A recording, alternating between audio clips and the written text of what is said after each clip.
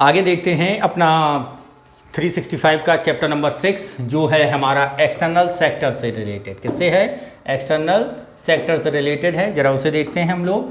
तो पहला टॉपिक है हमारा भारत में विनिमय प्रबंधन दर प्रबंधन यानी exchange rate management in India. तो ये सुर्खियों में क्यों रहा है, जरा इसे देखते हैं। भारतीय रुपए के सापेक्ष मूल्य यानी वैल्यूएशन भारत के प्रमुख व्यापारिक साझेदार देशों की मुद्राओं की तुलना में लगभग 2 साल के उच्चतम स्तर पर पहुंच गया है। भारतीय रुपए जो है वो अपने व्यापारिक साझेदार देशों के लगभग 2 साल के उच्चतम स्तर पर, यानी केंद्रीय बैंक के हस्तक्षेप और घरेलू मुद्रास्फीति अधिक रहने के कारण ऐसा हुआ है। किसके कारण हुआ है? अधिक रहने के कारण। और किसके? इन्फ्लेशन के, मुद्रास्फीति के। करेंसी एवेल्यूएशन क्या होता है?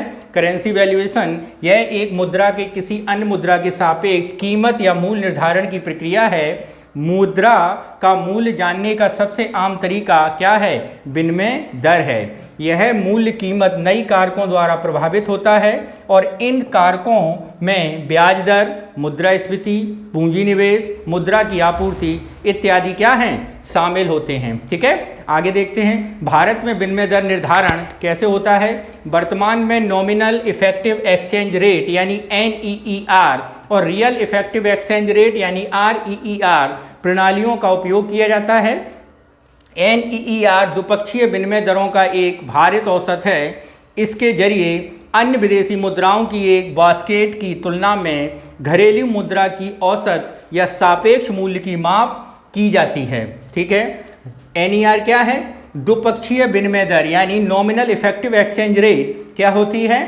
द्विपक्षीय विनिमय दरों में से एक भारित औसत है जिसके जरिए अन्य विदेशी मुद्राओं को एक बास्केट की तुलना में घरेलू मुद्रा के औसत के सापेक्ष उसका मूल्य माप किया जाता है। जैसे आपका डॉलर हो गया, येन हो गया, स्टर्लिंग हो गया, तो इन सब के एक बास्केट में रखते हैं और आपके घरेलू मुद्रा यानी आपका रुपया हो गया और उसके सापेक्ष उनकी वैल्यू निकालते हैं। जैसे $1 आपका 80 रुपये के बराबर होता है, एक स्टर्लिंग आपका 130 का है, तो इस आधार पर नॉमिनल इफेक्टिव रेट निकाली जाती है। रेयर क्या होती है आपकी? रियल इफेक्टिव रेट भी घरेलू मुद्रा का अन्य देश की मुद्राओं के एक बास्केट के सापेक्ष भारित औसत है, लेकिन इसमें घरेलू देश और उसके व्यापारिक भागीदार के बीच वस्तुओं के मूल्यों के स्तर में या मुद्रास्फीति की दरों में अंतर को भी समायोजित किया जाता है। आगे क्या है? विनिमय दर निर्धारण की विधियां क्या हैं? नियत यानी निश्चित स्थिर तय विनिमय दर। इसमें क्या होता है? इस प्रणाली में एक मुद्रा का मूल्य किसी अन्य मुद्राओं के एक बास्केट या सोने जैसी वस्तुओं के मूल्य से निर्धारित या तय किया जाता है।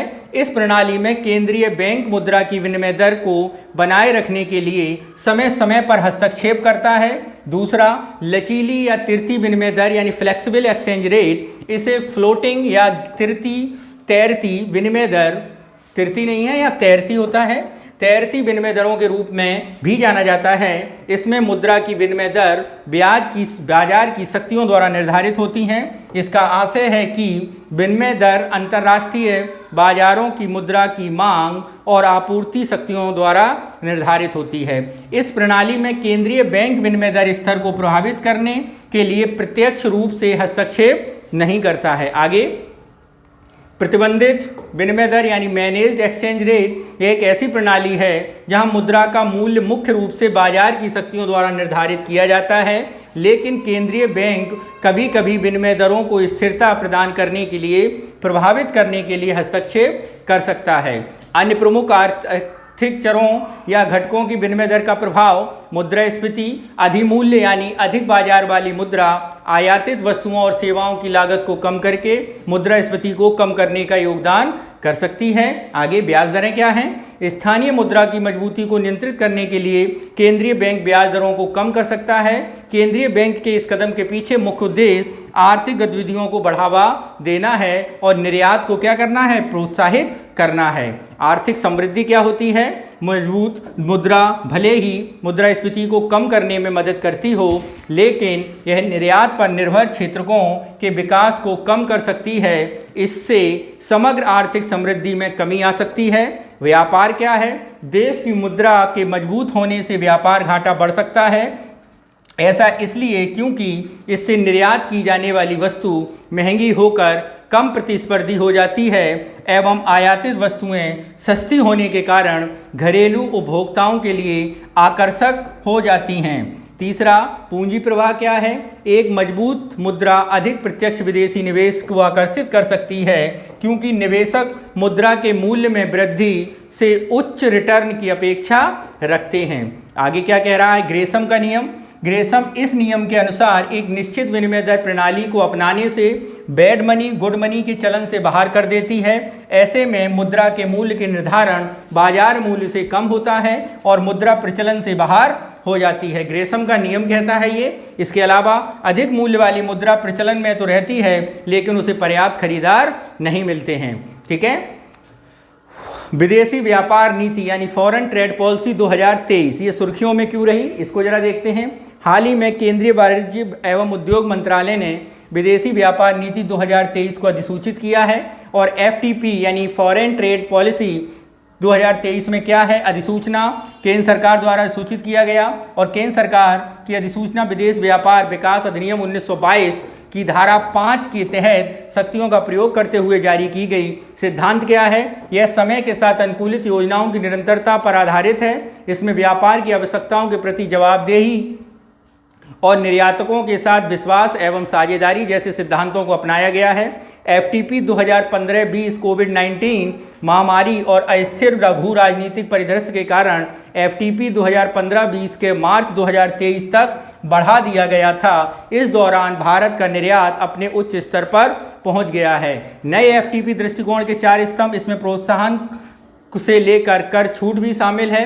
प्रौद्योगिकी, ऑटोमेशन, री इंजीनियरिंग की निरंतर प्रक्रिया के जरिए अधिक से अधिक व्यापार सुविधा, निर्यात को बढ़ावा देने के लिए उचित सहयोग, निर्यातक राज्य को और जिले, उभरते क्षेत्रों और विशेष फोकस जैसे ई-कॉमर्स माध्यम और से निर्यात केंद्रों द्वारा रूप से जिलों का विकास करना, स्कोमेक मैट स्पेशल केमिकल ऑर्गेनाइज सामग्री उपकरण प्रौद्योगिकी के निर्यात मदों की निर्यात को सुव्यवस्थित करना। ठीक है। भारत में व्यापार प्रोफाइल देखिए 2022-23 का। अमरीकी 2016 में 435 बिलियन अमरीकी डॉलर हुआ था। 2676 अमरीकी डॉलर हो गया 22 में। ठीक है। और 23 में 760 अमरीकी डॉलर भारत ने क्या किया है? निर्यात किया है। व्यापार संतुलन अगर हम देखें वित्तीय वर्ष 21-22 में व्यापार संतुलन या व्यापारिक घाटा 191.05, 22-23 में 266 यानी बढ़ा है। सेवा के क्षेत्र में 107 और 144 यहाँ भी बढ़ा है और कुल व्यापार घाटा 83.53 और अब कितना हो गया है? 122 बिलियन अमरीकी डॉलर। ठीक है। निर्यात के लिए भारत का लक्ष्य 2023 तक $2 ट्रिलियन रखा गया है, जबकि भारत के शीर्ष कहाँ से वस्तुएं निर्यात की? पेट्रोलियम, इलेक्ट्रॉनिक सामान, चावल, रसायन, ड्रग्स और फार्मास्यूटिकल्स भारत ने निर्यात किए। जिन देशों से सबसे अधिक आयात किया उसमें देखें चीन हमारा सबसे नंबर 1 है, उसके बाद UAE है, उसके बाद USA है, उसके बाद रसिया है। भारत ने जिन देशों में निर्यात किया तो सबसे ज़्यादा हमने निर्यात किस में किया है? USA में किया है, उसके बाद संयुक्त अरब अमीरात में किया है, नीदरलैंड में किया है और फिर चाइना में किया है। ठीक है। नेक्स्ट है हमारा व्यापार सुविधा और व्यापार सुगमता यानी FTP trade facilitation and ease of doing business FTP 2023 व्यापार सुविधा व्यापार सुगम EODB के लिए शुरू की गई पहलें व्यापार सुविधा पर राष्ट्रीय समिति। इस समिति की स्थापना विश्व व्यापार संगठन WTO की व्यापार सुविधा समझौता के कार्यान्वयन और इससे संबंधित समन्वय के सरल बनाने के लिए की गई है। WTO FTFA 2017 में लागू किया गया। इसका उद्देश्य सीमा पर लाल फीताशाही के मुद्दे को हल करना, वस्तुओं को सुगम आवाजाही को सुनिश्चित करना, विदेश व्यापार महानिदेशालय द्वारा जारी की गई पहलें DGFT निर्यात और आयात के संचालन की दिशा में समन्वय सहायक के रूप में कार्य करता है। यह अलग अलग निर्यात संवर्धन परिषदों और व्यापार एवं उद्योग निकायों के परामर्श भी करता है। निर्यात बंधु योजना इसे नए संभावित निर्यातकों की सलाह देने के लिए लागू किया जा रहा है। इलेक्ट्रॉनिक आयातक निर्यातक कोड EIEC जारी करना। IEC किसी निकाय में आवंटित 10 अक्षरों की एक अल्फा न्यूमेरिक संख्या होती है। यह संख्या किसी भी निर्यात आयात गतिविधि के लिए अनिवार्य होती है। मूल स्थान या ई प्रमाण पत्र, जरा इसे देखते हैं। COO को प्राप्त करने के लिए एक ऑनलाइन सुविधा है। COO विशिष्ट संख्या होती है, अर्थात इसमें विशिष्ट दस्तावेज पहचान संख्या UDIN होती है, जो सत्यापन के लिए QR कोड के तहत तरह काम करती है। निर्यात उत्कृष्टता शहर टाउन्स एक्सपोर्ट एक्सीलेंस निर्यात उत्पादन केंद्रों के विकास और समृद्धि के लिए चुना गया है। वाणिज्य एवं उद्योग मंत्रालय के अनुसार 750 करोड़ रुपए या उससे अधिक के सामान का उत्पादन करने वाले शहर TEE की श्रेणी में, टाउन ऑफ एक्सपोर्ट एक्सीलेंस की श्रेणी में क्या करते हैं, आते हैं। ठीक है, न्यूनतम सीमा 150 करोड़ रुपए निर्धारित की गई है। स्टेट होल्डर सर्टिफिकेट मापदंडों का वित्तीकरण स्टेट होल्डर सर्टिफिकेशन और किसी निर्यातक फर्मों में बिजनेस लीडर के रूप में मान्यता देता है जिन्होंने अंतर्राष्ट्रीय व्यापार में उत्कृष्ट प्रदर्शन किया और देश में विदेश व्यापार में योगदान दिया है। वाणिज्य एवं उद्योग मंत्रालय ने विदेश व्यापार नीति 2023 के तहत तंत्र आधारित स्वचालित स्टेट होल्डर प्रमाण पत्र जारी की पहल शुरू की है। आगे क्या है, प्रमाण पत्र का महत्व, अंतर्राष्ट्रीय बाजारों में भारतीय निर्यातकों की विश्वसनीयता बढ़ेगी, कस्टम क्लियरेंस को प्राथमिकता और कुछ छूट भी मिलेगी। विदेश व्यापार नीति 2023 के तहत निर्यात को बढ़ावा देने के लिए शुरू की गई पहलें, यानी export promotion initiatives by FTP। निर्यात हब के रूप में जिलों को बनाने, यानी district as a export hub initiative बनाए जाएंगे। जिले में क्या होगा, इसमें सरकार ने निर्यात को बढ़ावा देने के लिए राज्य जिला स्तर पर कई कदम उठाए हैं। इसके लिए राज्य प्रोत्साहन समिति यानी SEPS state export hub policy यानी जिला निर्यात प्रोत्साहन समिति डिस्ट्रिक्ट एक्सपोर्ट हब पॉलिसी का गठन किया है। DPECS जिला निर्यात कार्य योजना DEAP तैयार की जाएगी और इनकी ऑनलाइन निगरानी की जाएगी।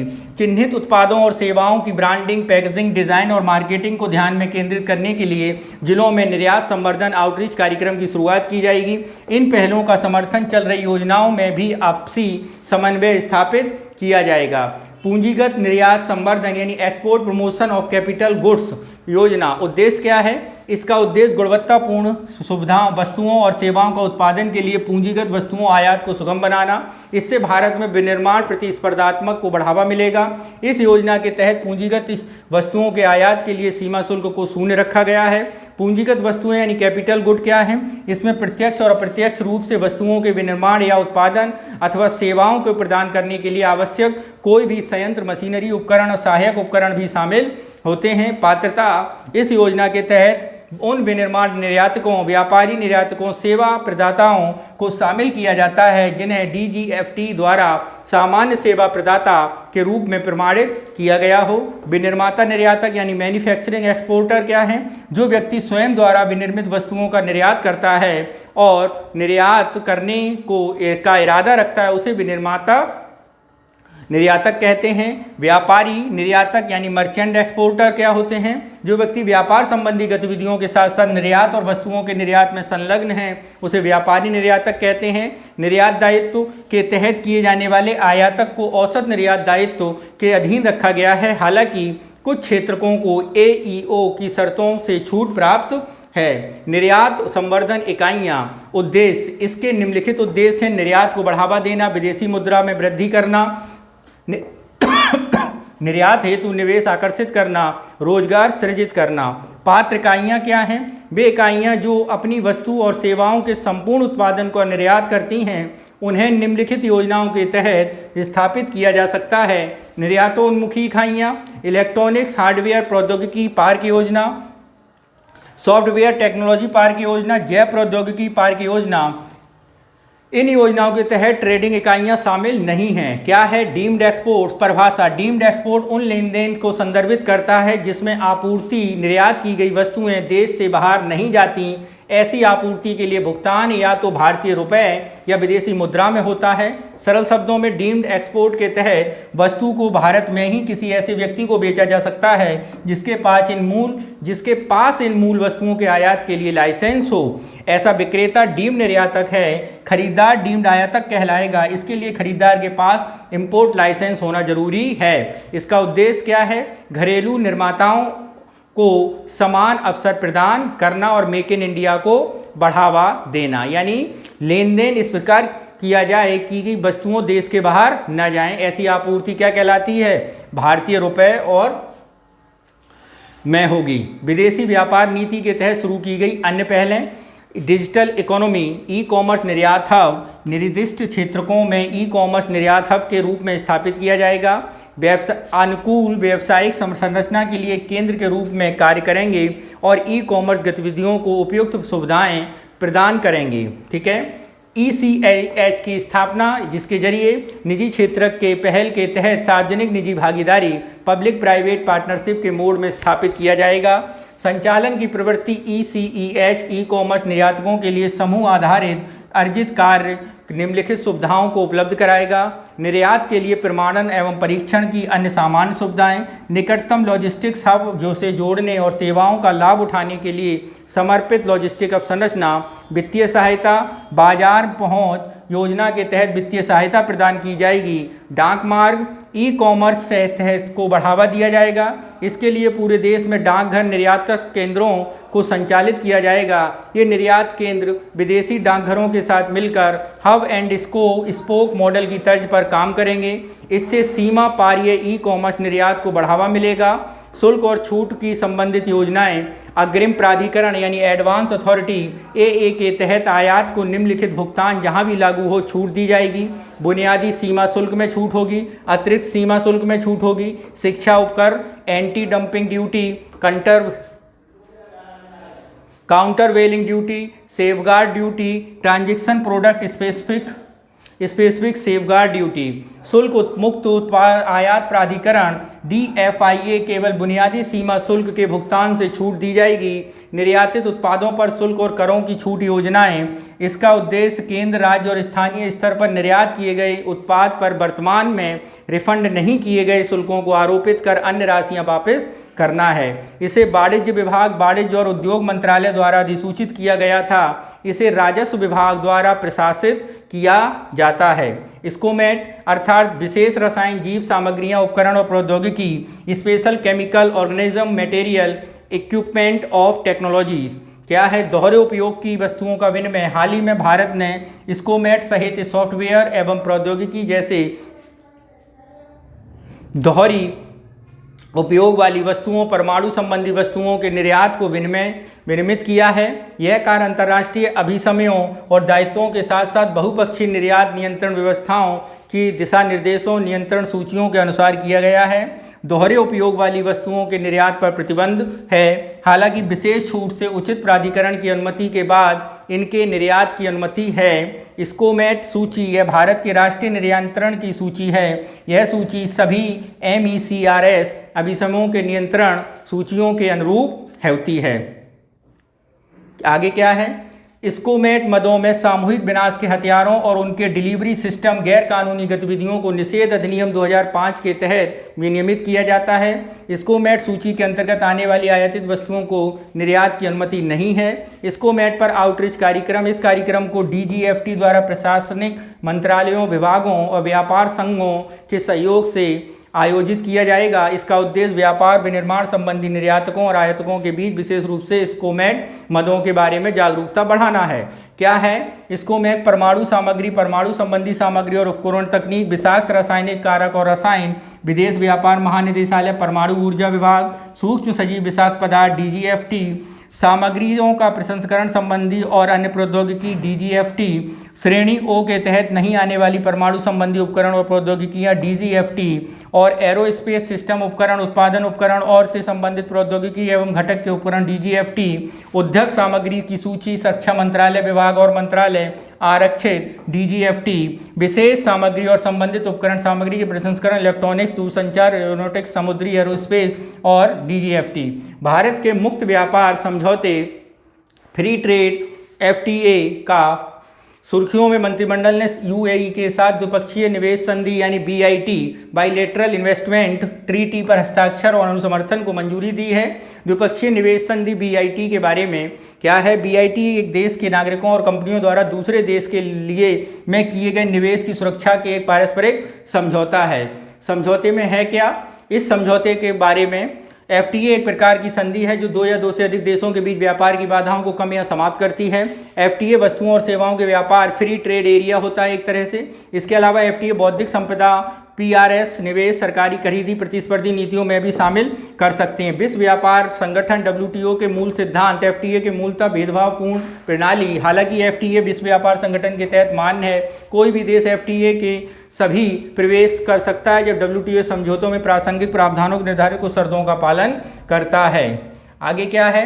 FTA के प्रकार। आर्थिक संघ, इकोनॉमिक यूनियन। आर्थिक संघ सदस्य देश अपने राजकोषीय मौद्रिक नीतियों को एकीकृत करते हैं। कॉमन मार्केट, साझा बाजार, मुक्त व्यापार के रूप में सीमा शुल्क संघ को एक ही रूप में सदस्य रूप में श्रम और पूंजी की मुक्ति आवाजाही की अनुमति देते हैं। सीमा शुल्क, कस्टम यूनियन। सीमा शुल्क के तहत सदस्य देश गैर सदस्य देशों के साथ सामान्य बाह्य प्रशुल्क बनाए रख सकते हैं। मुक्त व्यापार,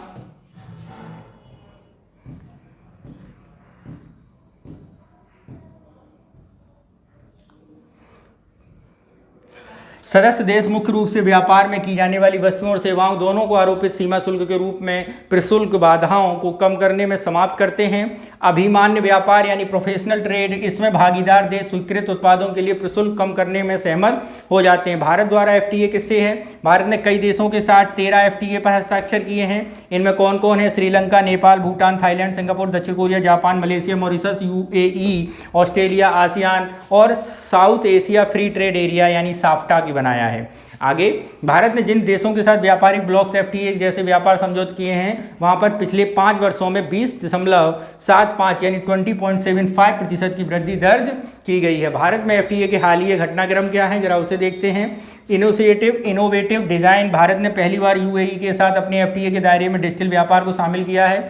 NTBS समाधान करना। हस्ताक्षरित FTA जैसे ऑस्ट्रेलिया भारत के बीच नॉन टैरिफ बैरियर को जुड़ी हुई समस्याओं को समाधान किया। सेवा क्षेत्र में फोकस। निचले देशों में व्यापार के साथ साथ सेवाओं पर विशेष ध्यान नहीं दिया गया था। नेचुरल व्यापारिक भागीदारी। इन राष्ट्रों के ट्रेड बास्केट में अधिक मात्रा में पूरकता दर्शाती है। इस प्रकार नेचुरल व्यापारिक साझेदारी को वर्गीकृत किया गया है। Bharat ASEAN FTA। भारत दक्षिण पूर्व एशियाई संगठनों आसियान के साथ 25 तक मौजूदा FTA को पूरी तरह समीक्षा, पूरी तरह सहमति बताई जाएगी। वैश्विक ट्रेड बैरियर्स क्या हैं? हाल ही में विश्व व्यापार संगठन ने अंतर्राष्ट्रीय व्यापार में बढ़ते बिखराव और विखंडन की बात कही और WTO के अनुसार 2015 से 2022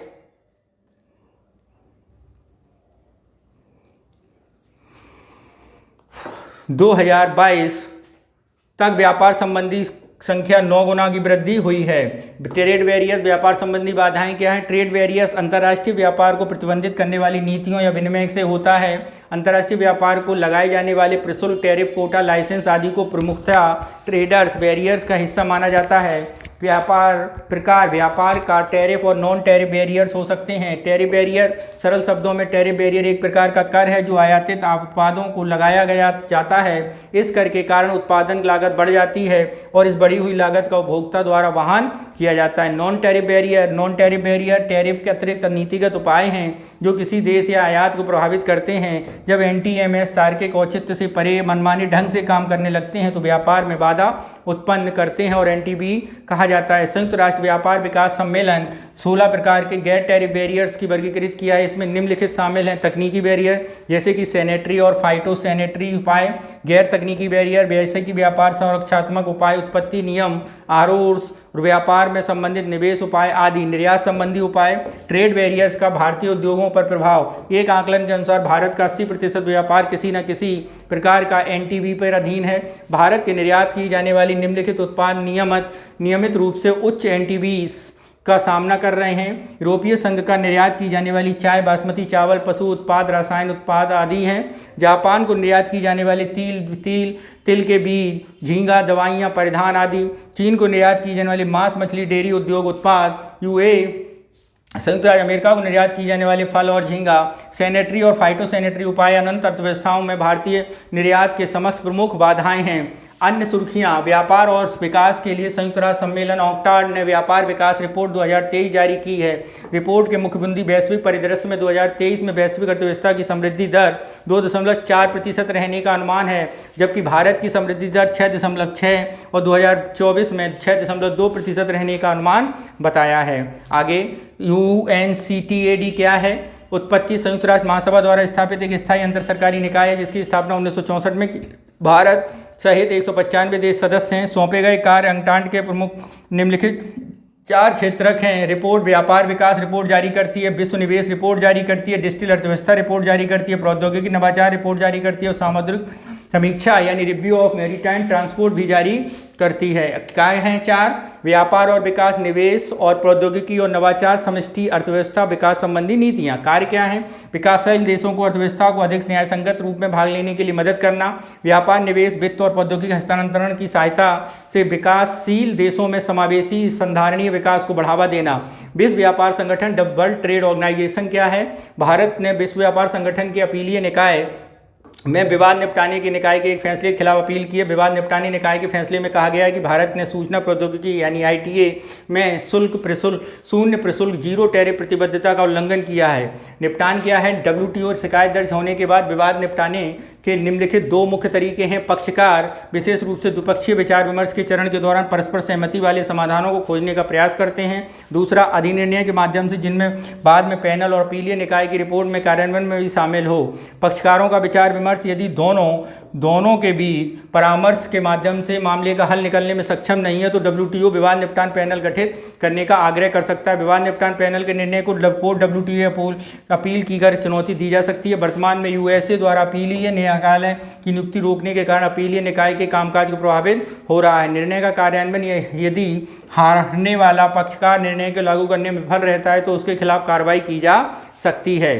ठीक है, अब जरा देखते हैं WTO के प्रमुख कार्य क्या हैं। समझौते, व्यापार और तकनीकी agreement of technical barrier trade, बौद्धिक संपदा trade related aspect of intellectual prosperity right, कृषि समझौता एग्रीमेंट ऑफ एग्रीकल्चर, व्यापार ट्रेड फंक्शनल एग्रीमेंट, सेवाओं और व्यापार सामान general agreement, trade service GATS, व्यापार संबंधी समझौता, agreement of trade related investment measures TRIMS, स्वच्छता और पादप स्वच्छता के उपयोग में और एप्लीकेशन सैनिटरी और फोटोस्फीयर मेजर्स। ठीक है, आगे क्या है? WTO अंतर्राष्ट्रीय व्यापार के नियम बनाने वाला एकमात्र वैश्विक मंच है। इसमें आगे क्या है? यह व्यापार वार्ता की सुविधाजनक बनाता है और व्यापार समझौते कार्यान्वयन की निगरानी करता है और देशों के बीच व्यापार विवाद को निपटाने का एक प्रमुख मंच का कार्य करता है। अंतर्राष्ट्रीय व्यापार से जुड़े नियमों को लेकर 1887 से 1994 तक बहुपक्षीय व्यापार वार्ता को उरुग्वे दौर में आयोजित किया गया था। 1994 में इस वार्ता के समापन पर मार्केसस समझौते पर हस्ताक्षर किए गए। इस समझौते के जरिए WTO स्थापित किया गया और यह समझौता जनवरी 1995 में लागू हुआ था। WTO general agreement on tariff trade GATT के स्थान पर लाया गया और गौरतलब है गेट ने व्यापारिक समूह था, इसे 1948 में स्थापित किया गया और इस नियमों ने आधुनिक बहुपक्षीय व्यापार प्रणाली की शुरुआत की। सदस्य इस संगठन में भारत सहित कितने देश हैं? 164 सदस्य हैं। WTO के निवेश सुविधा संबंधी इन्वेस्टमेंट फैसिलिटी एग्रीमेंट विकासशील देशों में सबसे कम विकसित WTO सदस्यों का एक समूह 2017 में लॉन्च किया। यह संयुक्त पहल है जिसका उद्देश्य विकास के लिए निवेश सुविधा पर एक बहुपक्षीय समझौता तैयार करना और निवेश व्यापार समझौते को सुधार करना। इसमें भारत शामिल नहीं है। विकासशील देशों का दर्जा, अमेरिकी सीनेट एक समिति, चीन ने विकासशील देशों के दर्जे को समाप्त करने के लिए कानून को मंजूरी दे दी है। यह कानून अमेरिकी नीति के मार्ग प्रशस्त करेगा और इसके तहत भविष्य में होने वाली संधियों और अंतर्राष्ट्रीय संगठनों चीन के साथ एक विकासशील देशों के रूप में व्यवहार नहीं किया जाएगा। इस कानून के तहत यह दावा किया चीन अब एक विकासशील देश नहीं माना जा सकता है। विश्व व्यापार संगठन ने विकसित और विकासशील देशों की परिभाषित नहीं किया है। इसके कारण सदस्य देश स्वयं ही घोषणा करने के लिए स्वतंत्र है कि वह विकसित हैं या विकासशील। संयुक्त राष्ट्र ने अभी विकासशील देशों की कोई औपचारिक परिभाषा निर्धारित नहीं की है, फिर भी वह निगरानी संबंधी कार्यों को एक शब्द का उपयोग करते हैं, डॉलरीकरण यानी डॉलराइजेशन। ब्रिक्स देश ब्राजील, रूस, भारत, चीन और US साउथ अफ्रीका ने अंतर्राष्ट्रीय व्यापार में भुगतान के लिए नई मुद्रा विकसित की है। क्या है? डॉलराइजेशन क्या है? जब कोई देश आरक्षित मुद्रा विनिमय के माध्यम से यूनिट ऑफ अकाउंट अमेरिकी डॉलर में अपनी निर्भरता को कम करता है तो इसे क्या बोलते हैं? डॉलरीकरण कहा जाता है। वैश्विक मुद्रा के खुली अर्थव्यवस्था निर्धारक पूंजी खाता परिवर्तनीयता या राजनीतिक आर्थिक स्थिरता या स्वीकार्यता या और विश्वास। ब्रिक्स मुद्रा का उपयोग सीमा पारीय व्यापार के लिए किया जाएगा। ठीक है, इसके अतिरिक्त भारत मलेशिया भुगतान में वर्तमान माध्यम के अलावा भारतीय रुपये व्यापार भुगतान के लिए सहमत हुए। इन कदमों को विडॉलरीकरण की दिशा में एक बड़े कदम के रूप में देखा जाता है। विडॉलरीकरण की आवश्यकता और कारण, व्यापार में का शस्त्रीकरण यानी वेपनाइजेशन ऑफ ट्रेड। जिन देशों पर प्रतिबंध लगाए गए हैं विश्वव्यापी अंतरबैंक वित्तीय दूरसंचार सोसाइटी स्विफ्ट से बाहर कर दिया है। उन्हें व्यापार में कई समस्याओं का सामना करना पड़ता है। उदाहरण के लिए यूक्रेन युद्ध में बाद रूस पर कई प्रतिबंध लगाए गए थे। नई उभरती अर्थव्यवस्था आर्थिक महाशक्ति के रूप में एशिया के उदय और भारतीय रुपए के और युआन जैसी मुद्राओं का महत्व बढ़ा दिया है। विविधता, यदि विदेशी मुद्रा भंडार विविधता मुद्राओं में परिपूर्ण होगा तो बाहरी क्षेत्रों का दबाव कम पड़ेगा। अमेरिकी द्वारा वैश्विक वित्तीय प्रणाली में हेरफेर, अमेरिकी डॉलर प्रभुत्व से अमेरिका को अपने निजी लाभ के लिए वैश्विक वित्तीय प्रणाली में हेरफेर करने का भी मौका मिल जाता है। प्रायः इन देशों में नुकसान उठाना पड़ता है। इससे वैश्विक वित्तीय व्यवस्था प्रणाली का जोखिमों में कमी आएगी। निर्यात संबंधी प्रतिस्पर्धा में वृद्धि होगी। ऋण प्रबंधन को बेहतर और नियंत्रण स्थापित किया जाएगा। उधार लेने की लागत में कमी आएगी। विदेशी निवेश आकर्षित करने में आसानी होगी। मौद्रिक नीति में लचीलेपन को बढ़ावा मिलेगा। विडॉलरीकरण यानी डॉलराइजेशन में क्या है, 2021 में peoples of bank of China और bank for international settlement global sovereign digital currency services प्रस्ताव प्रस्तुत किया था। अमेरिकी महाद्वीप मुक्त व्यापार क्षेत्र में स्थानीय मुद्राओं के उपयोग करके अंतर अफ्रीकी व्यापार को बढ़ावा दे रहा है। ठीक है, ओगे 2007 में यूरोपीय केंद्रीय बैंकों ने ट्रांस यूरोपीय automated real time gross settlement express transfer system को प्रस्तुत किया था। यह प्रणाली यूरोपीय संघ और संघ देशों को व्यापार के लेन देन में सक्षम बनाती है। रुपए का अंतर्राष्ट्रीयकरण की पहले देखें, रुपए में सीमा पार उधार दिया जाने लगा है। रुपए में मूल्य वर्गित या मसाला बॉन्ड्स की शुरुआत की गई है। 2014 में भारतीय कॉर्पोरेट विदेशों में रुपए के मूल्य वर्गित बॉन्ड जारी करने की अनुमति दी गई। रुपए में व्यापार निपटान एक महत्वपूर्ण कदम के लिए जुलाई 2022 में RBI विशेष पेस्ट्रो खातों के माध्यम से रुपए में व्यापार निपटान की अनुमति देने के लिए व्यापारिक समझौता जारी किया है। करेंसी स्वैप, रुपए के अंतर्राष्ट्रीयकरण को बढ़ावा देने के लिए संयुक्त अरब अमीरात सार्क देशों सहित अन्य देशों के 2018 से 23 करेंसी स्वैप समझौते में सहमति बनी। एशियन क्लियरिंग यूनियन के क्षेत्रीय व्यापार और निपटान के लिए घरेलू मुद्रा के उपयोग के लिए संभावना तलाशी। घरेलू रुपए ब्याज दरों में मुद्रा बाजार विदेशों में स्थिर बाजारों को जोड़ने के लिए पारिस्थितिकी अनुकूल बनाया जा सक रहा है। बाजार की तरलता और सुधार के लिए प्राथमिक डीलरों और विदेशी मुद्रा बाजारों के बाजार निर्माताओं के रूप में कार्य करने की अनुमति दी गई है। रेमिटेंस या विप्रेषण, हाल ही में विश्व बैंक ने माइग्रेशन ऑफ डेवलपमेंट ब्रीफ निजी पूंजी जुटाने के प्रवासियों के वित्त लाभ का उठाना शीर्षक से एक रिपोर्ट जारी की है। वैश्विक रेमिटेंस रिपोर्ट के अनुसार 2023 में $868 बिलियन भेजे गए जाने का अनुमान है। 2020 की तुलना में कितने अधिक है, 3%। निम्न मध्यम आय वाले देश यानी यहाँ पे क्या है, LMICS रेमिटेंस के रूप में $669 बिलियन प्राप्त होने का अनुमान है। 2022 की तुलना में 3.8% अधिक है। 2023 में LMIS प्रत्यक्ष विदेशी निवेश आधिकारिक विकास सहायता की तुलना में रेमिटेंस विदेशी स्रोतों से वित्त प्राप्ति का मुख्य स्रोत बना है। 2024 में LMICS दक्षिण एशिया में रेमिटेंस सर्वाधिक वृद्धि $89 बिलियन होने का अनुमान है, जो अनुमानित वृद्धि के कारण भारत में सबसे अधिक रेमिटेंस प्राप्त होना है। रेमिटेंस विप्रेषण का महत्व, परिवारों को प्रयोज्य आय बढ़ाने के साथ साथ रेमिटेंस अर्थव्यवस्था की खपत भी बढ़ती है। GDP वृद्धि में आगे बढ़ाने में मदद मिलती है। भारत की GDP 3% रेमिटेंस के रूप में आता है। जब भारत का व्यापार घाटा बढ़ता है तो रेमिटेंस एक बहुत जरूरी सहारा प्रदान करता है। ठीक है,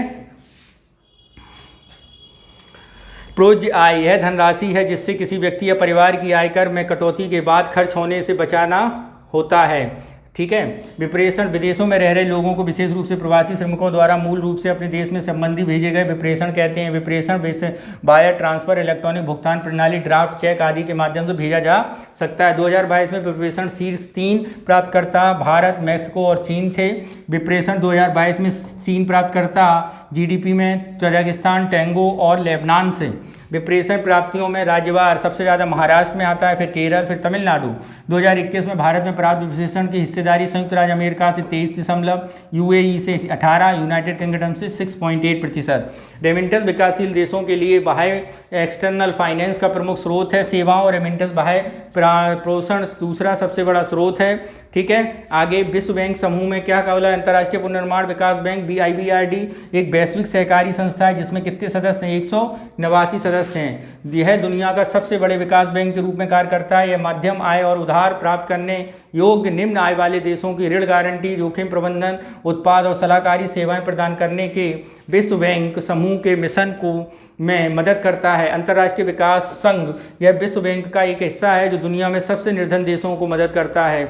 आईडीए 1960 में स्थापित किया गया। इसका मूल उद्देश्य शून्य अथवा कम ब्याज दर पर ऋण प्रदान करके उन्हें क्रेडिट्स कहा जाता है तथा आर्थिक समृद्धि को बढ़ावा देने वाले, असमानताओं को कम करने वाले, लोगों के जीवन दशाओं को सुधार लाने वाले कार्यक्रमों के अनुदान प्रदान करने में गरीबी कम करना है।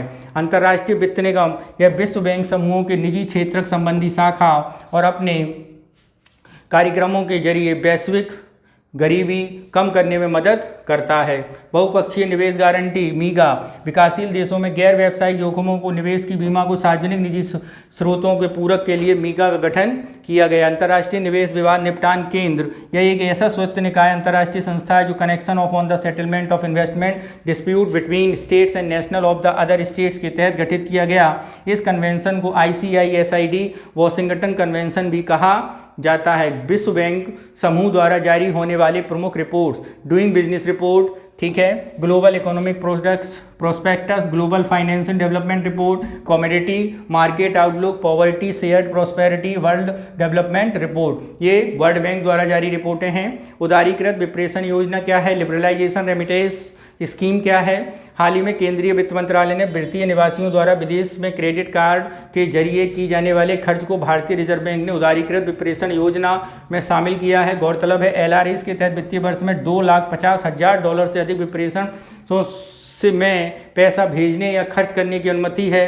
अन्य संबंधित वर्तमान स्थिति में अब तक निवासी भारतीय द्वारा विदेशों में क्रेडिट कार्ड का उपयोग विप्रेषण संबंधित 2.5 लाख यानी $2,50,000 की सीमा से बाहर रखा गया था। क्रेडिट कार्ड धारकों को छूट विदेशी मुद्रा प्रबंधन चालू खाता लेन देन नियम 2000 के तहत मिली थी। गौरतलब है विदेशों में डेबिट कार्ड होने वाले लेन देन LRS पहले ही शामिल किया जा चुका है। FEMCAT नियम, इन नियमों को विदेशी मुद्रा प्रबंधन अधिनियम 1999 के तहत जारी किया गया था।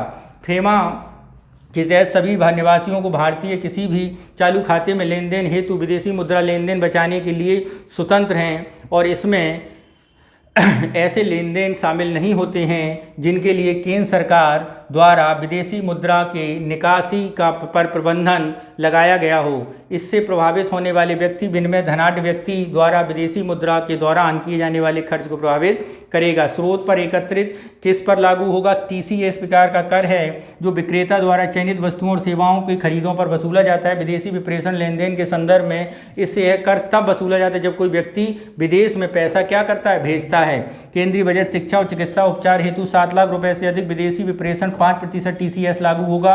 इसी तरह वित्तीय संस्थाओं को ऋण के माध्यम से शिक्षा के लिए 7 लाख रुपए तक विदेशी विप्रेषण TCS में कोई बदलाव नहीं है। हालांकि LRS के उद्देश्य विदेशी विप्रेषण विदेशी संबंधी खर्च 7 लाख रुपए की सीमा से हटाने का प्रस्ताव है। TCS 5% से बढ़ाकर 20% करने का उपाय है। LRS की पृष्ठभूमि LRS योजना 2004 में शुरू की गई थी। इस योजना का उद्देश्य प्राथमिक उद्देश्य मौजूदा विदेशी विनिमय दरों को उधार बनाना और विदेशों में निवासियों द्वारा धन सुचारू रूप से हस्तांतरण की सुविधा प्रदान करना। उपयोग LRS के लिए व्यक्तियों की अनुमति प्राप्त करने में किसी भी चालू है पूंजी खाता लेन देन या दोनों के जरिए प्रति वित्तीय वर्ष योजना अधिकतम $2.5 लाख विप्रेषण की अनुमति है। इस सीमा से ऊपर कोई भी विप्रेषण करने पर RBI पूर्व अनुमति लेना आवश्यक है। ये योजना कॉरपोरेट और पार्टनरशिप फॉर्म्स, ट्रस्ट आदि को उपलब्ध नहीं है। विप्रेषण किसी भी मुक्त व्यापार परिवर्तनीय विदेशी मुद्रा में किया जा सकता है।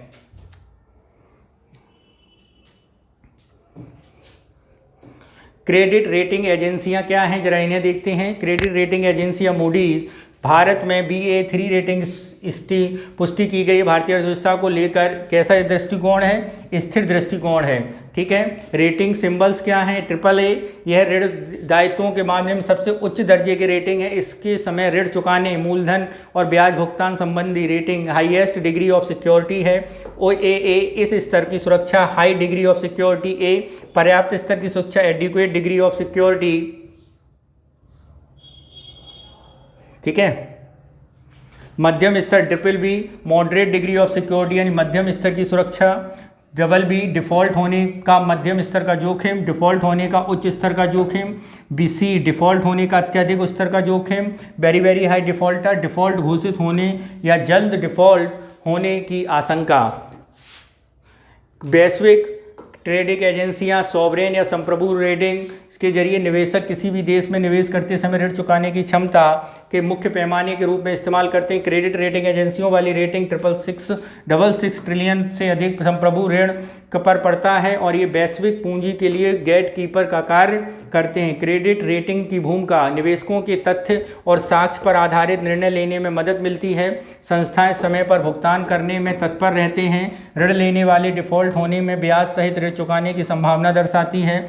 घरेलू और अंतर्राष्ट्रीय बाजार में निवेशकों को बॉन्ड बेचने और राष्ट्रों को राज्यों के सक्षम बनाती हैं। वर्तमान में 3 प्रकार के प्रमुख क्रेडिट रेटिंग एजेंसियां स्टुअर्ड एंड पुअर्स, मूडीज और फिच। भारत ने निवेश ग्रेड रेटिंग प्रदान की गई है। किसी भी सरकार के ऋण चुकाने की क्षमता का आकलन करने के लिए कई मापदंड होते हैं, जिसके मापदंड हम देखते हैं। राजनीतिक जोखिम, कर व्यवस्था, मुद्रिक राष्ट्रीय मुद्रिक वैल्यू और श्रम कानून। संप्रभु, जहां किसी देश का केंद्रीय बैंक में विदेशी मुद्रा विनिमय बदल सकता है। भारत में क्रेडिट रेटिंग एजेंसियां, भारत में भारतीय प्रतिभूति विनिमय बोर्ड सेबी क्रेडिट एजेंसी विनिमय 1999 के तहत सभी क्रेडिट रेटिंग फर्मों का विनिमय करता है। भारत में निम्नलिखित 7 क्रेडिट रेटिंग एजेंसियां हैं। Credit rating information services of India limited, credit analysis and research limited, investment information and credit rating agency of India limited, Acuite rating of research, big four rating of India private limited, India ratings of research India limited, informative valuation of rating private limited. ये प्रमुख एजेंसियों का कार्य करते हैं। इस समय जानकारी उपलब्ध कराकर निष्पक्ष राय देकर बाजार भागीदारी को सशक्त करती हैं। वित्तीय बाजार में विकास और अधिक कुशल बनाने में मदद करती हैं। किसी व्यक्ति या कंपनी के ऋण चुकाने की क्षमता और मूल्यांकन का आकलन करती हैं। अंतर्राष्ट्रीय मुद्रा कोष कोटे में वृद्धि, आईएमएफ ने कार्यकारी बोर्ड के सदस्य कोटे में वृद्धि संबंधी प्रस्ताव को मंजूरी दी गई है। कार्यकारी बोर्ड के सदस्य में वर्तमान कोटे में 50% की वृद्धि है और ये मौजूदा कोटे का अनुपात में मौजूदा मंजूरी के बाद बोर्ड ऑफ गवर्नर्स द्वारा विचार और मतदान किया जाएगा। कोटे में बढ़ोतरी आईएमएफ ने स्थानीय संसाधनों को बढ़ाया जा सके, वैश्विक वित्तीय स्थिरता को बनाए रखने में मदद मिलेगी। यह ऋण माध्यम से जुटाए जाने वाले संसाधनों पर निर्भरता कम होगी। वर्तमान में आईएमएफ बाइलेटरल ब्यूरो अरेंजमेंट पर निर्भर है। न्यूरो अरेंजमेंट टू बोरो नामक एक संकटकालीन ऋण निधि बनाने के विचार कर रहा है, जिसमें अपने जुटाए गए संसाधनों का 60% हिस्सा रखेगा। आईएमएफ कोटा फॉर्मूला आर्थिक परिवर्तना 15%, अंतर्राष्ट्रीय मुद्रा भंडार 5%, जीडीपी 50%, वैश्विक अर्थव्यवस्था खुलापन 30%। ठीक है, कोटे में के बारे में क्या है? आईएमएफ वित्तीय शासी संचालन प्रमुख भाग है। ठीक है, और इस कोटे का विशेष आहरण अधिकार के रूप में दर्शाया जाता है। यूनिट ऑफ अकाउंट में कोटे को निम्नलिखित निर्धारण किया जाता है। इससे पता चलता है कि आईएमएफ में कितने संसाधन योगदान दिया। आईएमएफ की यानी निर्णय सदस्यों को मतदान की शक्ति तय होती है। सदस्यों की प्रति एसडीआर 10,000 पर एक वोट मूल वोट मिलता है, जो सभी सदस्यों में समान है। इससे यह भी तय होता है सदस्य आईएमएफ में कितना ऋण प्राप्त कर सकता है। एसडीआरएस का सामान्य आवंटन, वर्तमान में भारत 2.63, मतदान का अधिकार एसडीआर कोटे 2.75 प्राप्त है। अंतर्राष्ट्रीय मुद्रा कोष 1944 में ब्रिटेन वुड्स सम्मेलन से स्थापित हुआ था। कब हुआ था? 1944 में। विश्व बैंक समूह होने के योग्य देशों में आईएमएफ में शामिल होना चाहिए। मुख्यालय वाशिंगटन डीसी है। आईएमएफ के 3 प्रमुख अंतर्राष्ट्रीय मौद्रिक सहयोग में आगे बढ़ाना, व्यापार और आर्थिक विकास विस्तार को प्रोत्साहित करना, ऐसी नीतियों को हतोत्साहित करना जो समृद्धि और विकास करें। भारत सहित कितने देश थे सदस्य? 190। G20 सहित अन्य समूहों के साथ निकटता से सहयोग करता है और पारस्परिक मूल्यांकन प्रक्रिया के माध्यम से अंतर्राष्ट्रीय आर्थिक सहयोग को बनाए रखने में G20 के प्रयासों को सार्थक समर्थन करता है। रिपोर्ट वर्ल्ड इकोनॉमिक आउटलुक और वैश्विक वित्तीय स्थिरता रिपोर्ट जारी करता है। ठीक है, तो ये हमारा 6वां चैप्टर रहा, जो एक्सटर्नल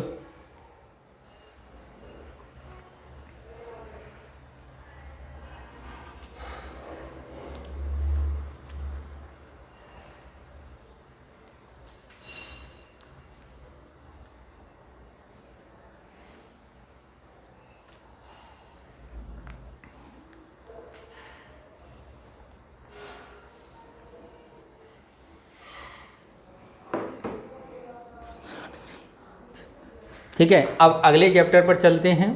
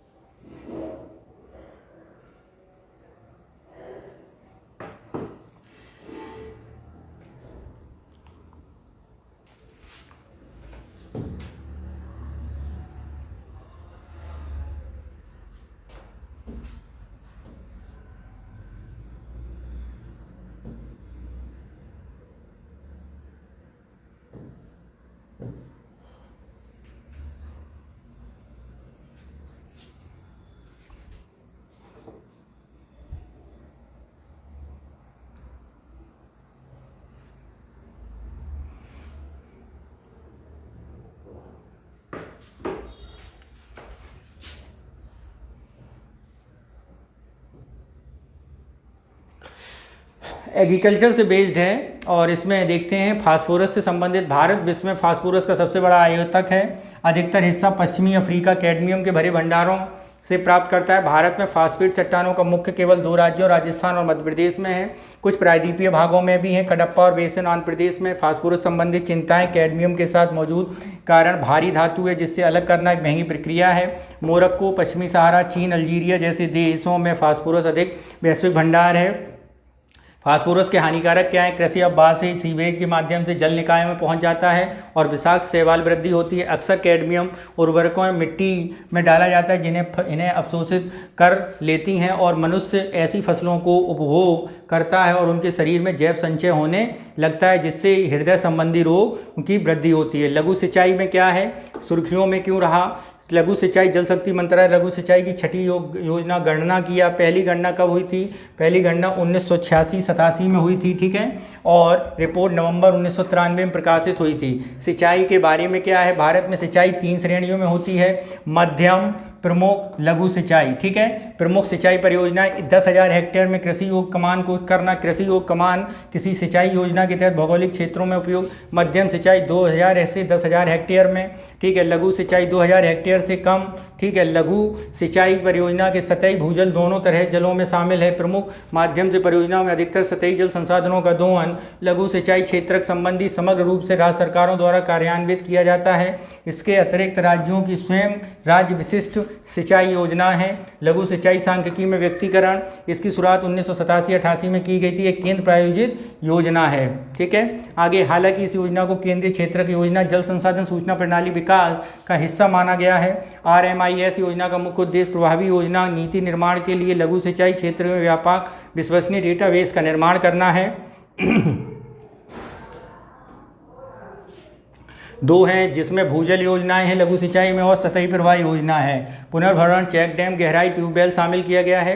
रिपोर्ट की प्रमुख बिंदुओं में अगर जल निकाय करना पहली लघु सिंचाई छठी योजना है और संदर्भ में 2017-18 में इस्तेमाल किया गया था और राष्ट्रीय डेटाबेस विकसित करना इसका मूल उद्देश्य था। 695 जिलों में 23.4 लघु सिंचाई योजना है। 94.8% लघु सिंचाई भूजल आधारित है, 5.2 सतही जल आधारित है। उत्तर प्रदेश की अगर हम बात करें 17.2 सबसे अधिक लघु सिंचाई योजना है।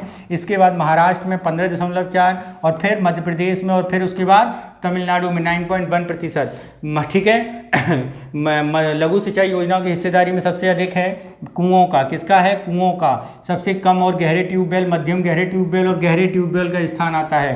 5वीं गणना छठी गणना लघु सिंचाई में 1.42 मिलियन डॉलर की वृद्धि दर्ज की गई। लघु सिंचाई योजना में 96.6 निजी स्वामित्व वाले हैं और 3.4 सार्वजनिक स्वामित्व वाले हैं। व्यक्तिगत स्वामित्व वाली सभी योजना 18.1 स्वामित्व महिलाओं के पास हैं, ठीक है। 97% योजनाओं का उपयोग में है। भारतीय बीज सहकारी समिति यानी भारतीय बीज सहकारी समिति लिमिटेड 2023 में भारतीय जीव सहकारी समिति की स्थापना की गई। इसका मकसद देश में प्रत्येक किसान को प्रमाणित और वैज्ञानिक बीज उपलब्ध कराना है और कुछ नहीं है ज़्यादा, ठीक है। BBSL के बारे में बहुपक्षीय सरकारी नियम 2022-23 के अंदर की गई थी। परंपरागत बीजों संवर्धन करना है, ठीक है, और संयुक्त रूप से प्रोत्साहित किया जाता है।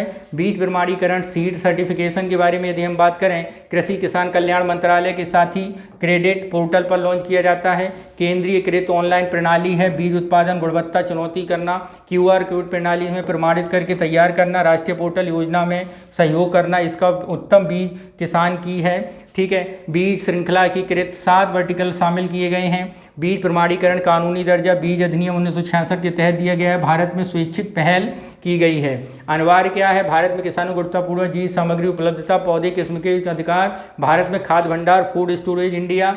हाल ही में केंद्रीय मंत्रिमंडल सरकारी संस्थाओं में सबसे बड़ी अनाज भंडार योजना शुरू की है, उसका गठन किया है, ठीक है। आगे क्या है? अन्य संबंधित देखते हैं इस योजना को संबंधित निम्नलिखित हैं। खाद्य सुरक्षा को मजबूत करना, खाद्यान्न बर्बादी को कम करना, किसानों को सशक्त बनाना, प्राथमिक कृषि के स्तर पर गोदाम की विकास करना, ठीक है। कार्यान्वयन सहकारी मंत्रालय द्वारा होगा। अलग अलग योजनाओं का समन्वय करना, ठीक है। इसके लिए समन्वय की पहचानी गई योजनाएं क्या है? कृषि एवं किसान कल्याण मंत्रालय द्वारा कृषि की अवसंरचना कोष, कृषि विपणन कोष, बागवानी पर निर्भर और उपयांत्रिकरण, प्रधानमंत्री सूक्ष्म प्रसंस्करण और प्रधानमंत्री किसान संपदा योजना, ठीक है। खाद्य एवं अनाज प्रबंधन, कुल उत्पादन सरकारी आंकड़ों के मुताबिक देश में करीब 3,100 लाख टन अनाज उत्पादन है, केंद्रीकृत प्रणाली केंद्रीय पूल अनाज खरीदती तो भारतीय खाद्य निगम राज्य सरकारें एजेंसियों द्वारा की जाती हैं। राज्य सरकार की ऐसी एजेंसियां ही अनाज खरीदती हैं, एफसीआई को सौंप देती हैं। ठीक है कि विकेंद्रीकृत योजना, इस योजना की 97-98 में शुरू किया गया था। खाद्यान्न वितरण केंद्र सरकार एफसीआई के जरिए खाद्यान्न वितरण करवाती है। राज्य के भीतर खाद्यान्न आवंटी, पात्र परिवारों की पहचान, राशन कार्ड जारी करना, उचित मूल्य की दुकानों पर। भारत में खाद्यान्न उत्पादन निरंतर वृद्धि हो रही है बराबर। ठीक है, 2021-22 में देखें तो 315.7 बिलियन टन पैदा हुआ था। ठीक है, खाद्य सामग्री मुद्रास्फीति प्रबंधन इंडियन और council of research international economic relation ने 2023 में अनाज प्रबंधन नियम किसानों को कम से कम 45,000 करोड़ रुपए की हानि हुई। मुद्रास्फीति का अंकुश लगाने के लिए सरकार ने खाद्य वस्तुओं व्यापार पर प्रतिबंध लगा दिया है और आपूर्ति बढ़ाने के लिए निर्यात कर लगा दिया गया है। सरकार द्वारा अपने अनाज को स्टॉक को बाजार में काफ़ी कम कीमत पर जारी किया जाता है। आगे, भारत में मुद्रास्फीति थोक मूल्य WPI मुद्रा कीमतों की माप की जाती है, जबकि उपभोक्ता मूल्य सूचकांक की खुदरा कीमतों की मुद्रास्फीति की गणना की जाती है। WPI केवल वस्तुओं के मूल्य में होने वाले परिवर्तन को ध्यान में रखकर CPI वस्तुओं की सेवाओं को दूर करने ध्यान में रखा जाता है। WPI वस्तुओं के महत्व और CPI खाद्यान्न को महत्व दिया जाता है। वाणिज्य और उद्योग मंत्रालय आर्थिक सलाहकार जारी किया जाता है। सांख्यिकी और कार्यक्रम मंत्रालय उपभोक्ता सूचकांक जारी किया जाता है।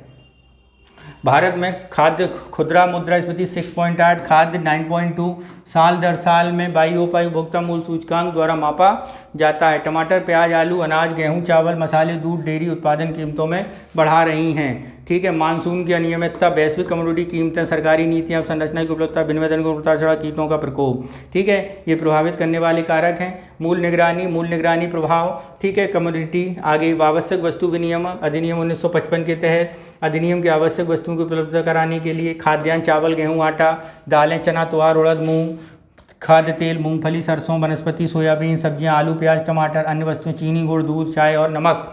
ठीक है, खाद्य मुद्रास्फीति नियंत्रित करने में शुरू की गई पहले ऑपरेशन ग्रीन फ्लड तर्ज की योजना शुरू किया। उद्देश्य टमाटर, प्याज, आलू की आपूर्ति करना और टॉप उत्पादन क्लस्टरों में मजबूती प्रदान करना। मूल्य स्थिरीकरण PSF, चुनिंदा उपजों की खरीद करके बफर स्टॉक तैयार करना। निर्यात नियंत्रित करना, किसानों को प्रत्यक्ष सहायता प्रदान करना। जलीय कृषि क्षेत्र, इसमें क्या है, हाल ही में मत्स्य पालन, पशुपालन, तटीय संबंधन किया गया है।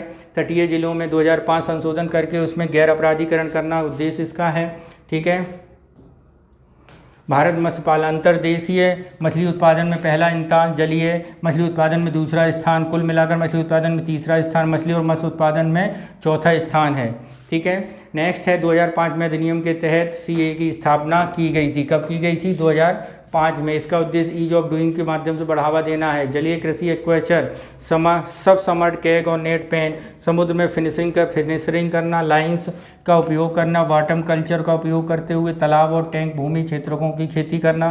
ठीक है, अधिनियम के मुख्य प्रबंधन, तटीय जलीय कृषि संबंधित विधेयक, तटीय एक्वाकल्चर, जलीय कृषि परिभाषित किया जाए, तटीय नियंत्रित करके मत्स्य पालन और संग्रहण, तटीय क्रिटेशन और मत्स्य शामिल किया जाए। इसमें ब्रॉडकास्टिंग और बीज में तेजी से गतिविधियां शामिल हैं। जलीय कृषि फर्मों के साथ तटीय एक्वाकल्चर क्षेत्रों को बढ़ावा दिया जाए। संबंध तटीय एक्वाकल्चर गतिविधियों को विनिमय किया जाए और तटीय एक्वाकल्चर गतिविधियों को रोका जाए। CA में परिवर्तन, CA की संरचना इस विधेयक मत्स्य पालन, पशुपालन, डेयरी को CA के रूप में शामिल किया गया। दायरे में वृद्धि की गई, विस्तारित कार्य किए गए, गैर अपराधीकरण संदर्भित किया गया और अपराधी अपील की गई। ठीक है, अंतर्देशीय मत्स्य की क्या है? भारत ने अंतर्देशीय मछली उत्पादन में चीन को पीछे छोड़ते हुए शीर्ष स्थान प्राप्त कर लिया। दुनिया में शीर्ष 3 देशों में मछली उत्पादन भारत कैसा हो गया? 3 देशों में शामिल हो गया है। नदियां, झीलों, जलाशयों, तालाबों में मछलियों के उत्पादन प्रबंधन का कारण अंतर्देशीय उत्पादन कहलाता है। मछली पकड़ने उपकरणों, गियर आदि की मदद करने की झीलों, तालाबों में उत्पादन मत्स्य पालन के लिए अंतर्राष्ट्रीय मछली ब्रीडिंग, चारा प्रबंधन माध्यम से किया जाता है। टैंक और पर तालाब और शीत जल मत्स्य की केज कल्चर, पशु कल्चर। ठीक है, सजावटी मछली पालन, नदी मत्स्य की, पशुधन क्षेत्रों में क्रेडिट गारंटी योजना। हाल ही में पशुपालन और डेयरी विभाग ने पशुधन क्षेत्र के लिए पहली क्रेडिट गारंटी योजना शुरू की है। DSC 750 करोड़ में क्रेडिट गारंटी योजना को प्रदान किया गया है। इसका उद्देश्य ऋण वितरण प्रणाली को मजबूत करना और संलग्न MSME सुचारू रूप से लागू करना। योजना में विकास निधि को शामिल किया गया। आत्मनिर्भर भारत प्रोत्साहन पैकेज केंद्रीय क्षेत्र की एक योजना है और यह उद्यमी, लघु और मध्यम उद्योगों, किसान उत्पादनों में 8 के अंतर्गत वाली कंपनियां हैं। दूध प्रसंस्करण, मांस प्रसंस्करण, पशु आहार संयंत्र, नस्ल सुधार, नस्ल पशु चिकित्सा और पशु फार्म योजना। ब्याज में 3% छूट, लागत 90%। पशुधन क्षेत्र के बारे में पशुपालन राज्य सूची का विषय है। 20वीं पशुधन गणना में पशुधन 4.8%, डेयरी फार्मिंग, गाय भैंस भेड़ बकरी और डेयरी जानवरों में कुक्कुट, मच्छियों और व्यावसायिक पालन, मछली पालन, मधुमक्खी पालन। बुनियादी 2022 में कमोडिटी ग्रोथ स्टेट, दूध में 22.8% की उत्तर प्रदेश पहला स्थान, इसके बाद राजस्थान, मध्य प्रदेश और गुजरात है। ठीक है। अंडा में देखो आंध्र प्रदेश पहला, इसके बाद तमिलनाडु, तेलंगाना और पश्चिम बंगाल है। ठीक है। मत्स्य उत्पादन में 20 की वृद्धि, उत्तर प्रदेश पहला और उसके बाद पश्चिम बंगाल है। ऊन उत्पादन में 16.84 कमी, पहले स्थान पर राजस्थान, उसके बाद जम्मू और कश्मीर है। भारत में पशुधन क्षेत्र से जुड़ी निम्न उत्पादकता, भारतीय मवेशियों को 1172 किलोग्राम, वैश्विक औसत की मात्र 50%। पशु आहार चारे में कमी, पशुधन लगभग 10.7% है। कुल भूभाग, पशु स्वास्थ्य, विदेशी बीमारियों के साथ साथ बीमारी, पशुधन की सुभेद्यता, राज निर्यात में सहायता उपलब्ध कराना, किए जाने वाले सार्वजनिक में केवल 12% भागी, विपणन संस्करण, पशुधन, पर्यावरण, राष्ट्रीय हल्दी बोर्ड, नेशनल टर्मरिक बोर्ड। हाल ही में भारत सरकार ने तेलंगाना में नेशनल हल्दी बोर्ड की अधिसूचना जारी की। निम्नलिखित हल्दी के बारे में जागरूकता, निर्यात बढ़ाने में अंतर्राष्ट्रीय स्तर राज्य बड़े उद्योग। ठीक है। इसमें अध्यक्ष होगा केंद्र सरकार द्वारा नियुक्त एक सचिव, वित्त मंत्रालय द्वारा नियुक्त 4 सदस्य, वाणिज्य कृषि आयुष मंत्रालय और विवेक प्रतिनिधियों के 4 सदस्य, अन्य सदस्य अनुसंधान में शामिल होंगे। प्रमुख काम क्या है इस बोर्ड का, ये देखिए, नए क्षेत्र संवर्धन को बढ़ावा, अंतर्राष्ट्रीय बाजारों में हल्दी की मांग को पैदा करना, हल्दी और उत्पादन गुणवत्ता को करना और पारंपरिक ज्ञान में लिखित प्रमाण प्राप्त करना और हल्दी के औषधीय गुणों को बढ़ावा देना। ठीक है। नेक्स्ट है अंतर्राष्ट्रीय कृषि एवं ग्रामीण विकास बैंक नाबार्ड। कृषि में सामाजिक बॉन्ड्स और माध्यम से 1041 करोड़ रुपए जुटाए गए। SBIBS पोषण वित्त तंत्र है। पुणे जिले पिंपरी नगर निगम में सामाजिक बॉन्ड जारी करते हुए UNDP के साथ समझौता किया है। नाबार्ड की उत्पत्ति 1982 में 20 सीमाराम समिति की पर की गई थी। RBI में मंत्रालय, वित्त मंत्रालय द्वारा प्रसारित स्वामित्व, भारत सरकार द्वारा विजन ग्रामीण समृद्धि, ऋण संबंधी कार्य, ग्रामीण क्षेत्रों में ऋण पुनर्वितरण कराना, कृषि, लघु और कुटीर उद्योग में विस्थापित करना, सहकारी समितियों को विकास करना, क्षेत्रीय ग्रामीण बैंकों में प्रयास, आजीविका अनुसंधान विकास करना। ठीक है। नाबार्ड द्वारा प्रोत्साहन का विकास, ग्रामीण अवसंरचना पुनर्विस्तार, 42 वर्षों में नाबार्ड विस्तार 20 लाख करोड़ में पुनर्वित्त प्रदान किया जा रहा है। मौजूदा ऋण चुकाने के लिए ऋण लेना पुनर्वित्त कहलाता है। ग्रामीण वित्तीय संस्थानों को मजबूत करना, नाबार्ड ग्रामीण वित्तीय संस्थानों, क्षेत्रीय ग्रामीण, भारतीय कृषि अनुसंधान परिषद, इंडियन काउंसिल एग्रीकल्चर। सुर्खियों में हाल ही में नई दिल्ली में एक अंतर्राष्ट्रीय अनुसंधान सम्मेलन का आयोजन किया गया। इस सम्मेलन में आयोजन ICAR जेंडर इम्पैक्ट प्लेटफॉर्म के जरिए थीम अनुसंधान के प्रभाव तक न्याय संगत अनुकूल कृषि खाद्य प्रणालियों की ओर, कृषि और किसान कल्याण मंत्रालय, इससे पहले इंपीरियल अनुसंधान परिषद के नाम से जाना जाता, रॉयल कमीशन 1929 में स्थापित किया गया था। ठीक है। और कार्य पूरे देश में बागवानी महत्वपूर्ण, देश भर में ICAR 113 फसल किस्में, ICAR में अधिक उपज देने वाली अलग अलग फसलों की नई किस्मों को क्रांति लेना, धान, जया, सोना, पूसा, बासमती 111-21। जया भारत में जारी की गई धान की पहली संस्करण, पूसा बासमती 1100 धान की सभी किस्मों में सबसे लंबा दाना निकलता है। गेहूं की किस्में SD 2667, DWD 187, SD 3086। फसलों में आम्रपाली, भगवा और अनार। बीज कार्यक्रम ICAR बीज को सेफ्टी डुप्लीकेट शुरू किया है। जीनोमिक्स, ICAR ने राष्ट्रीय जीन बैंक स्थापित किया, विश्व का दूसरा जीन बैंक है। ICAR धान टमाटर के जरिए है। जूट, आम, आंवला जीनों में आकर्षित है। जलवायु स्मार्ट कृषि में योगदान, जैव प्रौद्योगिकी संविधान, जीरो मास्टर्ड 31 शामिल किया गया है और 31 कनोला गुणवत्ता में भारतीय गुणवत्ता वाली सरसों की पहली फसल के तौर पर जानी जाती है।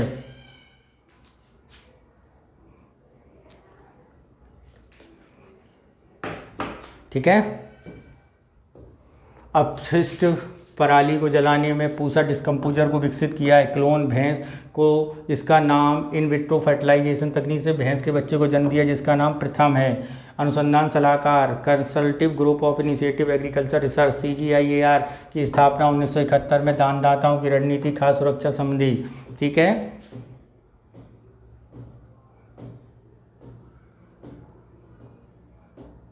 अगला हमारा चैप्टर है खनन और उद्योग। कौन सा है?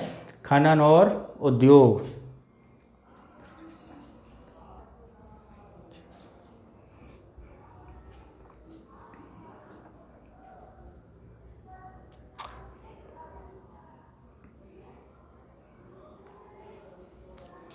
देखते हैं क्या है। 2023 माइंस मिनरल्स खनन और बाज विकास संशोधन 2023 जारी किया गया। खनिज विकास एमडीआर 1957 में संशोधन किया। 2015 एमडीआर व्यापक संशोधन 2000 सुधारों के 16, 20 और 21 में संशोधित किया गया था। कैप्टिव और मर्चेंट खानों के बीच अंतर को समाप्त किया गया। खनिज खनन लाइसेंस लीज पर हस्तांतरण पर लगे प्रतिबंध को हटाया गया। संशोधन 2023 में गहराई में मापे जाने वाले महत्वपूर्ण खनिजों के अन्वेषण लाइसेंस की शुरुआत की गई। लाइसेंस में महत्वपूर्ण गहराई में जाने वाले खनिजों का पता लगाने के लिए जांच और सर्वेक्षण की अनुमति। नीलामी अधिनियम 7वीं अनुसूची में खनिजों के लिए नीलामी द्वारा अन्वेषण किया गया। 29 खनिज शामिल हैं। लिथियम युक्त खनिज, तांबा युक्त है। अन्वेषण लाइसेंस वैधता 5 वर्ष के लिए दिया गया। सरकार आवेदन के पास 2 लाइसेंस अतिरिक्त बढ़ाया गया। खनन पट्टा लाइसेंस धारक को भेजे गए ब्लॉक के खनन पट्टे पर दिए जाएंगे। परमाणु शामिल 12 खनिजों में 6 खनिजों को बाहर किया गया। ठीक है। महत्वपूर्ण खनिजों में निजी क्षेत्र को अनुमति दी गई और केंद्र सरकार भूमि पट्टों में लाइसेंसी प्रदान किया गया। पहली अनुसूची में टी महत्वपूर्ण खनिज शामिल किए गए। महत्वपूर्ण खनिजों में क्रिटिकल माइनरल्स क्या है। खान मंत्रालय महत्वपूर्ण खनिज देश की पहली रिपोर्ट जारी की और इसमें 17 दुर्लभ धातुओं, 6 प्लेटिनम ग्रुप और जिसमें क्या है 15 लिथनाइट आवर्त सारणी में परमाणु संख्या 57, 71 तक स्कैंडियम। ठीक है। खनिजों में 2 मापदंडों के आधार पर क्या है इसमें नीति निर्माण रणनीतिक योजना संबंधी निर्णय। महत्वपूर्ण खनिज क्या हैं। कोबाल्ट के प्रमुख चीन, अमेरिका और जापान, चिली, रूस और चीन, निकेल और स्वीडन, चीन। इन खनिजों के इस्तेमाल की जगह उदाहरण मोबाइल फ़ोन, कंप्यूटर से लेकर बैटरी, वाहन और पैनल में टरबाइन जैसी हरित प्रौद्योगिकियों के निर्माण में आवश्यक हैं। प्रत्येक देश में अपनी व्यक्तिगत आवश्यकताओं को, रणनीतिक विचारों को प्रभाव में खनिजों को अलग करने की अलग अलग सूची बनाती है। महत्वपूर्ण खनिजों में संबंधित प्रमुख बल है। Bharat Australia minerals investment partnership संसाधित महत्वपूर्ण खनिजों की आपूर्ति निर्माण करेगा। खनिज सुरक्षा साझेदारी के तहत अमेरिका के नेतृत्व में देश साझेदारी मंच है। भारत में एमएसपी शामिल हो गया है और लचीलापन दिया है। अपतटीय खनिज विकास, राष्ट्रपति ने अपतटीय खनिज विकास संशोधन 2023 को मंजूरी दे दी। अपतटीय खनिज 2022 में संशोधन किया गया। प्रादेशिक जल, महाद्वीपीय, मग्न तट, ईजेड, अन्य समुद्री संघ में विनियमित किया जाएगा। गहराई में खनिज भंडारण प्राप्त 2022 में क्या है लाइसेंस, पूर्व प्रॉपर्टी अन्वेषण और इसमें अन्वेषण साथ साथ उत्पादन का अधिकार। वैधता उत्पादन पट्टा 30 वर्ष के लिए, 50 वर्ष के लिए। नीलामी प्रक्रिया, प्रशासनिक आवंटन, रायतों, प्रतिस्पर्धा, बोली, परिचालन अधिकार, पट्टा और समग्र लाइसेंसिंग। विधेयक सरकार उन अपतटीय क्षेत्रों में आरक्षित प्रशासनिक प्राधिकारी द्वारा अनुमति प्रदान की जाएगी। ठीक है। नेक्स्ट है 2023 में प्रावधान, परमाणु खनिजों के खनन केवल सरकार और सरकारी कंपनियां ही करेंगी। अपतटीय में भारत का लेखा फंड्स द्वारा होगा। नेशनल जियो sciences data report portal, national geo science data report portal शुरू किया गया। अंतर्राष्ट्रीय खनिज अन्वेषण समिति 2016 में रूप में लॉन्च किया गया। पोर्टल एक डिजिटल भूस्थानिक प्लेटफॉर्म सभी भूवैज्ञानिक भूभौतिकी खनिज अवशेषण संबंधी डेटा सार्वजनिक रूप से उपलब्ध कराएगा। इस पोर्टल की जिम्मेदारी वैज्ञानिक सर्वेक्षण को दी गई। राष्ट्रीय खनिज अन्वेषण निजी क्षेत्र में भागीदारी को बढ़ाकर MEPP पहचाने गए अन्वेषण हेतु स्वराजस्व वैसाइले भूवैज्ञानिक डाटा पब्लिक गुड भूभौतिक वैज्ञानिक उत्पत्ति 1851 मंत्रालय खनन मंत्रालय। ठीक है। विशेष आर्थिक क्षेत्र स्पेशल इकोनॉमिक जोन क्या है जरा देखिए। हाल ही में वाणिज्य उद्योग मंत्रालय ने 5वां संशोधन कर इसे SEZ में 2005 के से संबोधित किया है। 5वां संशोधन SEZ 2006 में किया गया। संशोधन सूचना प्रौद्योगिकी मंत्रालय नॉन प्रोसेसिंग एरिया SEZ विशेष आर्थिक जोन क्या है। एक प्रकार की शुल्क अधिसूचित क्षेत्र होता है। व्यापार संबंधी गतिविधियां संचालन करने का एक प्रमुख क्षेत्र कहा जाता है। कोई भी निजी क्षेत्र जॉइंट सेक्रेटरी के माध्यम से लाइसेंसिंग स्थापित किया जाता है। SEZ 2005 में लागू होने में अधिसूचित किया गया। 2006 में लागू हुए थे। SEZ अंतर्गत आने वाले क्षेत्र में अलग अलग प्रकार के जोन हैं। SEZ मिलने वाली विशेष प्रोत्साहन CZ इकाइयाँ संचालन रखरखाव से बिना वस्तुओं घरेलू खरीद और अनुमति दी गई है। SEZ सेवा का राज्य सेवा, हालांकि इन पर GST शामिल हो गए हैं। संबंधित राज्य क्षेत्रों में SEZ इकाइयाँ अन्य प्रशुल्क ले भी शुरू की गई हैं। ठीक है। उत्पाद संबंधी प्रोत्साहन क्या है। केंद्र सरकार ने अब की इस क्षेत्र में उत्पादन संबंधी प्रोत्साहन दिया गया है। PLI के बारे में पहली बार मार्च 2005 में PLI अलग अलग क्षेत्रों में शुरू किया गया है। ठीक है। पीएलआई योजना क्षेत्रों में ध्यान रखकर $1.97 बिलियन पीएलआई योजना के लाभ निर्माण मजबूत करना, पीएलआई को अधिक इस वैश्विक चैंपियंस बड़ी कंपनियों भारत विनिर्माण केंद्रों को स्थापित करना, निवेश को बढ़ावा देना, आत्मनिर्भरता को प्राप्त करना। ठीक है। पूंजीगत व्यय, हरित निवेश को बढ़ावा देने के लिए लगभग 55% निवेश इलेक्ट्रॉनिक वाहनों के लिए क्षेत्रों की संभावना की गई है। आईटी हार्डवेयर उत्पादन संबंध में प्रोत्साहन, इलेक्ट्रॉनिक सूचना प्रौद्योगिकी एमआईटी हार्डवेयर पीएलआई योजना के तहत अधिसूचित किया गया है। सूचना में योजना में लाभान्वित लाभ, इलेक्ट्रॉनिक हिस्सेदारी 1.2%। योजना का उद्देश्य घरेलू निर्माण, प्रोत्साहन, laptop, tablet, all in one. अवधि योजना 6 साल है। बजटीय 17,000 करोड़। ठीक है। भारत में सेमीकंडक्टर युद्ध, केंद्र सरकार ने संशोधित सेमीकंडक्टर डिस्प्ले वितरित किया है। संशोधित सेमिकॉन इंडिया प्रोग्राम, इलेक्ट्रॉनिक सूचना प्रौद्योगिकी मंत्रालय सेमिकॉन इंडिया कार्यक्रम शुरू किया है। इसका उद्देश्य कंपनियों भागीदार आकर्षक प्रोत्साहन करना, कंडक्टर को शुरू करना। इस योजना के तहत 6 वर्षों की योजना सहायता प्रदान की गई है। इंडिया सेमीकंडक्टर मिशन कार्यक्रम निर्मित नोडल एजेंसी है। भारत सेमीकंडक्टर बाजार का आकार रिपोर्ट के अनुसार सेमीकंडक्टर 26 तक लगभग $64 बिलियन तक पहुंच जाएगा। यह आंकड़ा 2019 की तुलना में कितना है? 3 गुना वृद्धि। चिप निर्माण में भारत सेमीकंडक्टर डिजाइन केंद्र बन गया। हर साल लगभग 2000 चिपें डिजाइन की जा रही हैं। उद्योग अनुसंधान विकास, औद्योगिक इलेक्ट्रॉनिक एम्बेस्ड $2.5 बिलियन अमेरिकी डॉलर का बजट है। निर्माता ताइवान माइक्रोचिप विनिर्माण विश्व की अग्रणी है। दुनिया की 60% से अधिक सेमीकंडक्टर और 90% से अधिक उत्पन्न सेमीकंडक्टर उत्पादन भारत की भूमिका खुद क्रिटिकल सेमीकंडक्टर प्रौद्योगिकी के प्रमुख पक्ष में स्थापित किया है और कंपनियों में चीन से बाहर अन्य देशों में स्थापित आपूर्ति लाने का अवसर है। 2022 में India US initiative, UN creative emergency, ICET प्रौद्योगिकी विकास की राष्ट्रीय फार्मेसी उद्योग आयोग विधेयक 2023 स्वास्थ्य परिवार कल्याण मंत्रालय द्वारा प्रस्तुत किया गया। राष्ट्रीय फार्मेसी आयोग की स्थापना की गई। स्वास्थ्य संबंधी बढ़ावा देना, गुणवत्ता, पर्याप्त संख्या, प्रासंगिक मामलों, पारदर्शिता।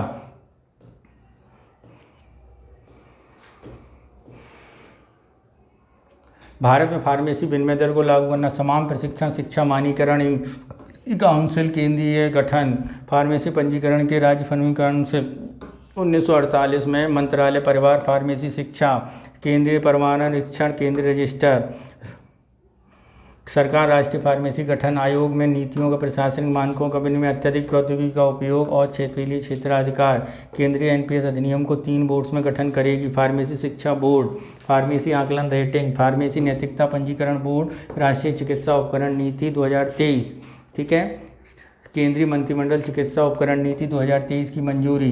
राष्ट्रीय चिकित्सा उपकरण नीति 2 निम्नलिखित लक्ष्य हैं। भारत को अगले 25 वर्षों में चिकित्सा उपकरणों को विनिमय नवाचार सामग्री अग्रणी देश बनाना है। 2030 तक चिकित्सा संबंधी क्षेत्र वर्तमान में $11 बिलियन बढ़ाकर $50 बिलियन तक पहुंचने की मदद करता है। चिकित्सा उपकरण व्यवस्थित विकास मदद करना, लोक स्वास्थ्य की पहुंच, वाहिनीता, गुणवत्ता संबंधी उद्देश्यों को पूर्ति कर सकेगी। ठीक है। चिकित्सा उपकरण वर्तमान में जापान और चीन, दक्षिण कोरिया के बाद चौथा सबसे बड़ा चिकित्सीय उपकरण बाजार है। एक बहुराष्ट्रीय कंपनियां उपस्थिति भी हैं जिनकी कुल आयातित चिकित्सा उपकरणों में हिस्सेदारी 75 से 80% है। ठीक है। राष्ट्रीय चिकित्सा उपकरण नीति की विशेषताएं, नियमित सुव्यवस्था, सक्षमकारी बुनियादी अनुसंधान, चिकित्सा और मानव संसाधन, इनको बढ़ावा देना है। सुर्खियों में सामान्य में योजना में रहे हैं ये घटक, इसके क्या हैं, उद्देश्य क्या हैं। ठीक है। परीक्षण और आर्थिक सहायता स्वीकृति प्रदान करना है। ठीक है। अगला चैप्टर देखते हैं। अगला हमारा चैप्टर है क्या, अवसंरचना इंफ्रास्ट्रक्चर, यानी जो आधारभूत विकास है उसमें क्या क्या किया गया है।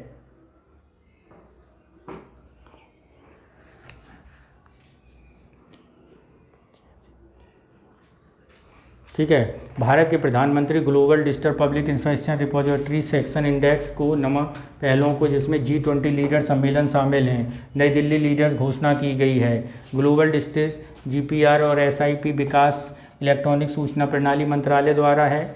DPIS डिज़ाइन, निर्माण, उपयोग, ज्ञान और घटक के रूप में मॉनिटरिंग स्विच DPIS द्वारा GPR 16 देशों में, ठीक है, DIP प्रणाली विकसित करने देशों की तकनीक को विकसित करना है।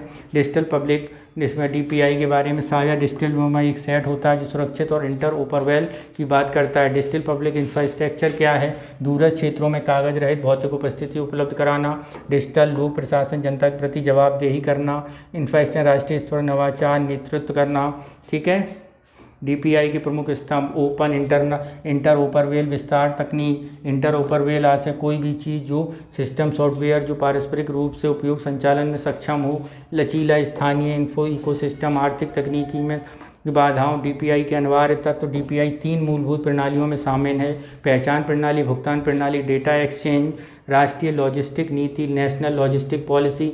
राष्ट्रीय लॉजिस्टिक नीति की शुरुआत 1 वर्ष पूरा हो गया है। भारत में लॉजिस्टिक क्षेत्र $259.5 बिलियन का मूल्य। विश्व बैंक में लॉजिस्टिक में भारत 2023 में रैंकिंग 38वीं थी और GDP में 13 से 14% योगदान। राष्ट्रीय लॉजिस्टिक नीति के बारे में 2022 में जारी की गई। उद्देश्य देश भर की वस्तुओं को निर्बाध आवाजाही किया जाए। विजन क्या है? एकीकृत, निर्बाध, दक्ष, विश्वसनीय, संधारणीय विजन। भारत में लॉजिस्टिक लागत 2030 तक अनुरूप करना। लॉजिस्टिक प्रदर्शन सूचकांक 2030 में 25 देशों में शामिल करना। लॉजिस्टिक सिस्टम की स्थापना में समर्थन प्रणाली।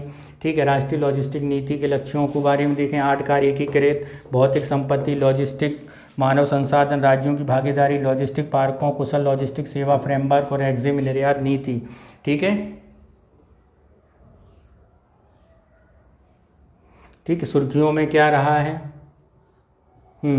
डिजिटीकरण 614 से अधिक भागीदार यूनिफाइड डेटा में हैं। Ease of logistics services portal शुरू किया गया है। लीडर्स रिपोर्ट 2023 में क्या है?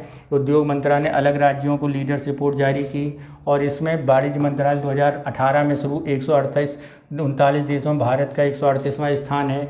लॉजिस्टिक लीड्स रिपोर्ट के अनुसार लीड्स LPI में व्यापार 6 आयामों में रैंकिंग दी जाएगी। सीमा शुल्क, ठीक है, बुनियादी ढांचा, शिपमेंट व्यवस्था में आसानी, लॉजिस्टिक सेवाओं में गुणवत्ता, ट्रैकिंग, ठीक है, और ट्रेसिंग और समयबद्धता। ठीक है, ये हैं।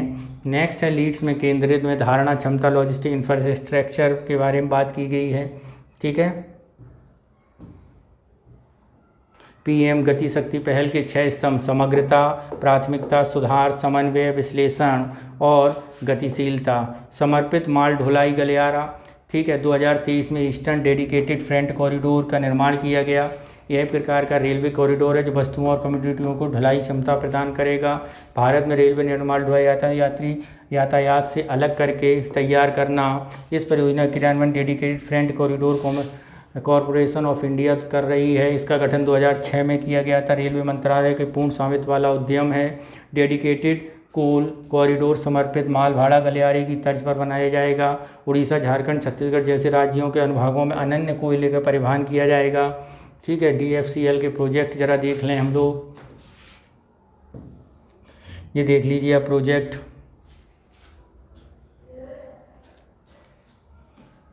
सोनेवाल, पिलखनी, खुर्जा, दादरी, रेलवा, रवाड़ी, पालनपुर, सानंद, मरकपुर, ये पूरे हैं इनके कॉरिडोर। ईस्टर्न कॉरिडोर खड़गपुर, कहाँ से? खड़गपुर से Vijayawada. East west corridor Palghar से दानाकुनी। ईस्ट वेस्ट कॉरिडोर रजखारवा से Andal. North south corridor Vijayawada से इटारसी। ठीक है, नेक्स्ट चलते हैं।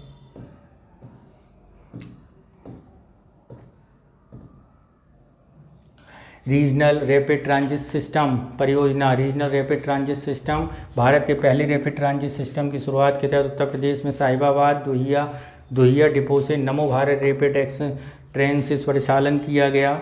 NCR में जुड़ने वाली एक नई समर्पित हाई स्पीड उच्च क्षमता वाली आरामदायक परिवहन सेवा है। 160 किलोमीटर प्रति घंटा से RRTS डिजाइन की गई 180 किलोमीटर गति यात्रा तय करेंगी। यह परिवहन साधन मेट्रो भारतीय रेलवे निम्नलिखित प्रकार से अलग है। मेट्रो रेल की तुलना में कम स्टेशन होते हैं। ट्रेन की गति अधिक होती है। अपेक्षाकृत लंबी दूरी पर वाले यात्री होते हैं। पारंपरिक रेलवे परिवहन डेडिकेटेड उच्च गति वाली विश्वसनीय कम अंतराल पॉइंट टू पॉइंट परिवहन सेवा उपलब्ध कराएगी। राष्ट्रीय राजधानी निगम केंद्र सरकार, हरियाणा, राजस्थान, उत्तर प्रदेश संयुक्त उद्यमी द्वारा 2013 में स्थापित किया गया था। NCRTS national capital region transport corporation. इसके अलावा आवास शहरी मंत्रालय प्रशासनिक नियंत्रण के अधीन है। रीजनल रैपिड ट्रांजिट सिस्टम परियोजना को लागू करना। Kochi water metro. हाल में प्रधानमंत्री ने कोच्चि वाटर मेट्रो भारत की पहली जल आधारित मेट्रो सेवा शुरू की है। परिवहन का अभिनव संधारणीय तरीका अंतर्गत जलमार्गों में जटिल के अलग हिस्सों को जोड़ना। लिथियम टाइटेनियम ऑक्साइड बैटरी का इस्तेमाल किया गया है और विशेष रूप से निर्मित चार्जिंग केवल 15 मिनट में चार्ज किया जा सकता है। LTO बैटरी दुनिया की सबसे सुरक्षित व्यावसायिक सुलभ बैटरी हैं, बल्कि ये दुनिया में सबसे लंबे वर्षों तक काम करती हैं। पिछले कोच्चि वाटर मेट्रो में दुनिया का सबसे व्यावसायिक यात्री मेट्रो बोर्ड के लिए फ्रांस प्रतिष्ठित गीसिस अवार्ड भी मिला था। भारत में ऐसी अंतर्देशीय परिवहन शुरू की गई हैं। नेशनल कॉमन मोबाइलिटी कार्ड, हाल ही में भारत ने स्टेट बैंक ने NCMC कार्ड शुरू किया है, 2019 में शुरू किया। वन नेशन वन कार्ड के रूप में जाना जाएगा। मेट्रो सेवा, बस सेवा, उपनगरीय टोल, पार्किंग, स्मार्ट सेवा, खुदरा सहित सभी क्षेत्रों में भुगतान के लिए होगा। ये चिप आधारित कार्ड द्वारा जारी किए जाते हैं। डेबिट, क्रेडिट, प्रीपेड प्लेटफॉर्म पर भी जारी किए जा सकते हैं। NMC दोहरे इंटरफेस आधारित कार्ड होते हैं, आधारित सहित दोनों में लेन देन कर सकते हैं। National common mobility card contactless दोहरा इंटरफेस, कनेक्टिव इंटरफेस और कॉन्टैक्टलेस इंटरफेस होता है इसमें। यह कैसे कार्य करता है? यह कार्ड परिवहन स्वदेश रूप से निर्मित विकसित इकोसिस्टम पर उपयोग करके होता है।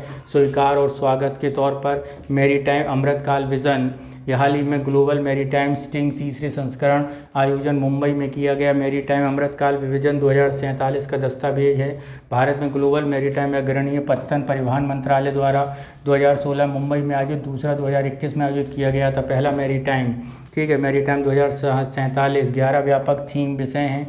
संधारणी और हरित क्षेत्र में 14 पत्तनों, अंतर्देशीय बुद्ध पर्यटन, 3 ग्रीन हाइड्रोजन पत्तनों का आधुनिकीकरण, आवश्यक जहाज़ों का निर्माण, भारत में पत्तनों के परिवहन के लिए परिवहन 4 गुना वृद्धि, तटीय नदी क्रूज, ठीक है, लॉजिस्टिक क्षमता में वृद्धि, इसके तहत जलमार्गों का परिचालन दुगना करना। अन्य विषय समुद्री कानून, विश्वव्यापार क्लस्टर दक्षता। हरित पत्तन की दिशा में क्या निर्देश हैं? पुत्तैन जलमार्ग में दिशा निर्देश किया गया है। पत्तन में स्वच्छ हरित मिशन किया गया है। पत्तनों को संचालित किया गया। हरित परिवहन संबंधित ग्रीन पोर्टर्स, ग्रीन घटक और ये नेशनल सेंटर एक्सीलेंस स्थापना की गई है। भारत में रेलवे सुरक्षा, हाल ही में उड़ीसा बालासोर में रेल दुर्घटना में रेलवे सुरक्षा मुद्दे पर चर्चा का विषय बना है, ठीक है। भारतीय रेलवे में चीन और रूस के बाद विश्व का चौथा सबसे बड़ा रेलवे नेटवर्क है और 67,000 किलोमीटर से अधिक रूट लंबा है, ठीक है। नकारात्मक अनुपालन का निर्माण करते रेलवे अपग्रेडेशन का कम खर्च किया गया। 21-22 में भारतीय रेलवे 107.4% साधारण भाषा में, इसका मतलब 21-22 में रेलवे यात्री परिवहन माल ढुलाई 100 रुपये कमाने के लिए 107 रुपये खर्च किए।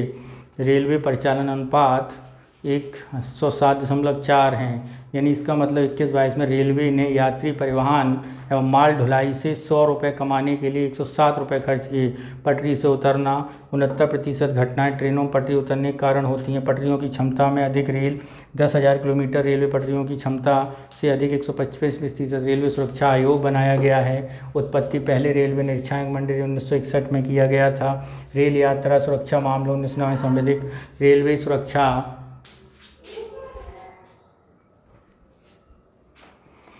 LHB डिब्बे पुराने, ICF integral bridge management, BMS interactive interlinking में प्रणाली है। कवच प्रणाली की शुरुआत, कवच भारतीय रेलवे की स्वचालित प्रणाली है, 12 में विकसित किया गया था। रेलवे इसके पहला नाम ट्रेन कॉलिजन अवॉइडेंस सिस्टम टिक्सेस था, जिसका नाम बदलकर कवच कर दिया गया है। अनुसंधान डिजाइन मानक RDS को द्वारा सेफ्टी 4 कवच की विशेषताएं, लाल सिग्नल खतरे का संकेत पार करने को रोकने में मदद करता है।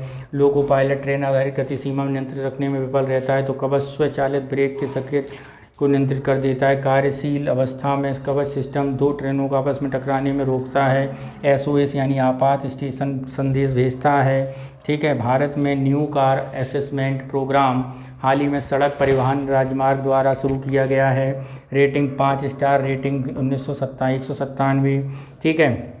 आगे भारत में NCAP किस पर लागू है? प्रणाली ऐसे यात्री वाहनों पर लागू होगी ड्राइवर सीट के अलावा 8+1 सीट, ड्राइवर सीट के अलावा 8+1 सीट नहीं है और वाहन को कुल वजन 3500 किलोग्राम से अधिक नहीं है और वजन निर्मित भारत में बिकने के लिए होने चाहिए। दहन इंजन वाहनों के साथ CNG वाहन है, इसके लिए टेस्ट किए जाएंगे। Frontal impact test, side impact, 2 अलग अलग स्टार रेटिंग। टेस्ट प्रारूप वैसे तो स्वैच्छिक प्रकृति होगा। कार निर्माताओं को प्रोत्साहन INS कैम ट्रेडिंग में वाहन मॉडल बेस वेरिएंट चयन किया जाएगा। सुर्खियों में NHI राष्ट्रीय दुर्घटनाओं के संवादी स्पॉट्स को करने के लिए दिशा निर्देश जारी किए गए हैं। NHI प्रोजेक्ट डायरेक्टर घटनाओं के लिए जारी किया गया है। डकार घोषणा पत्र सड़क सुरक्षा के लिए प्रथम अफ्रीकी क्षेत्रीय है। 21 अफ्रीकी देशों ने इसके तहत 2030 तक सड़क यातायात की चोटों को कम से कम 50% करना।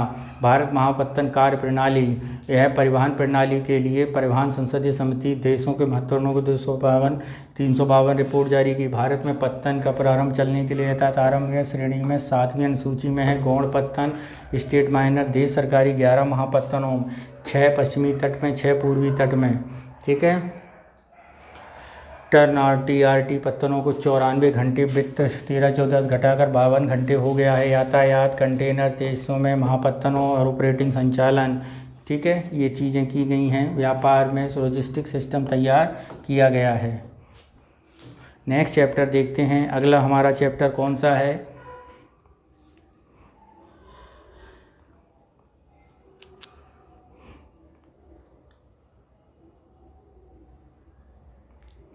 अगला हमारा चैप्टर है सर्विस।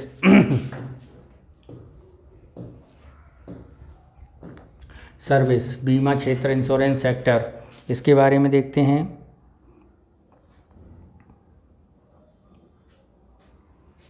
क्या है? सुर्खियों में IRDA ने बीमा ट्रिनिटी नामक योजना का काम कर रहा है। बीमा ट्रिनिटी बीमा सुगम बीमाकर्ताओं वितरणों को एकीकृत करने वाला प्लेटफॉर्म होगा।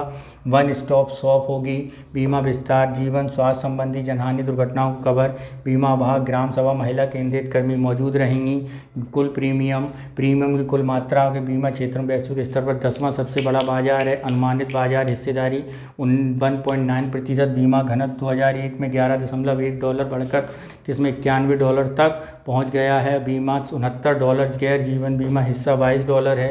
किसी दिए गए कुल वर्ष में कुल बीमा प्रीमियम देश में संपूर्ण जनसंख्या के बीच अनुपात घनत्व कहलाता है। बीमा पेट को लगातार बढ़ रहा, 2000 में 2.7% बढ़कर इसमें 4.2% है। किसी भी वर्ष दिया गया बीमा प्रीमियम सकल घरेलू उत्पाद पेट कहलाता है। जीवन बीमा क्षेत्र 3.2% तुलना दुगनी है।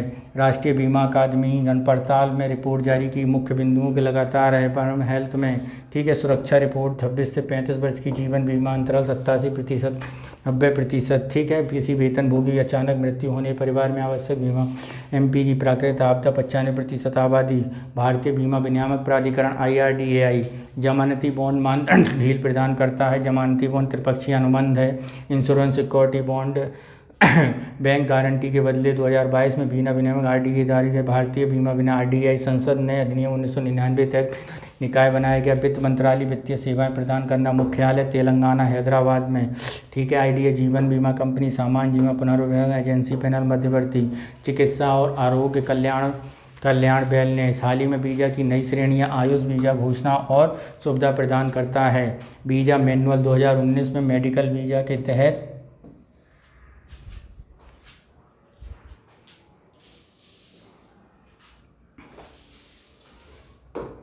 ठीक है, 2019 में मेडिकल वीज़ा के तहत आयुष वीज़ा शामिल किया गया है। मेडिकल वैल्यू ट्रेवल को बढ़ावा मिलेगा। साथ ही पारंपरिक चिकित्सा वैश्विक हमारे पक्ष से होगा। आयुष, आयुर्वेद, योग चिकित्सा, यूनानी चिकित्सा, पर्यटन एक ऐसा मद है जिसका उपयोग अंतर्राष्ट्रीय आवाजाही के लिए किया जाएगा। आरोग्य, टूरिज्म वित्त कल्याण मंत्रालय से जुड़ी है। एक ढांचागत विकास, चिकित्सा, आरोग्य, पर्यटन, मेडिकल, MBT, पहुंच वृद्धि दर संबंधित सुर्खियां। WHO पारंपरिक चिकित्सा वैश्विक शिखर सम्मेलन। हाल ही में विश्व स्वास्थ्य संगठन, आयुष मंत्रालय, गांधीनगर प्रथम WHO चिकित्सा वैश्विक सम्मेलन में आयोजित किया जाता है। इसकी थीम सभी के लिए स्वास्थ्य और कल्याण की ओर है। इस शिखर सम्मेलन में साक्ष्य आधारित पूरक एकीकृत चिकित्सा की क्षमता दोहन करना है। WHO गुजरात घोषणा पत्र के रूप में आउटकम दस्तावेज जारी किया जाता है। Open network for digital commerce, ठीक है। हाल ही में ONCD नेटवर्क संचालन प्रणाली प्लेटफॉर्म लॉन्च किया है, ठीक है। NPCI bill report phone launch किया है। ONDC नेटवर्क में लेनदेन के जरिए समाधान निपटान सेवाएं प्रदान करेगा। भारतीय रिजर्व बैंक मार्गदर्शन विकसित किया जाएगा और धन सुचारू सुरक्षित बैंक फिनटेक रूप में एकीकृत किया जाएगा। ONDC क्या है? बाजार समुदाय खुला नेटवर्क, केंद्रीय मध्यवर्ती आवश्यकता, व्यापक पैमाने पर नवाचार, ठीक है। ONDC वाणिज्यिक उद्योग मंत्रालय संवर्धन विभाग लॉन्च करता है। वस्तुएं सेवाओं के विनिमय वैल्यू नेटवर्क बढ़ाता है। ई-कॉमर्स के लिए भुगतान परिषद जारी करता है, ठीक है। अगला है हमारा चैप्टर एनर्जी। क्या है? एनर्जी। इसे देखते हैं।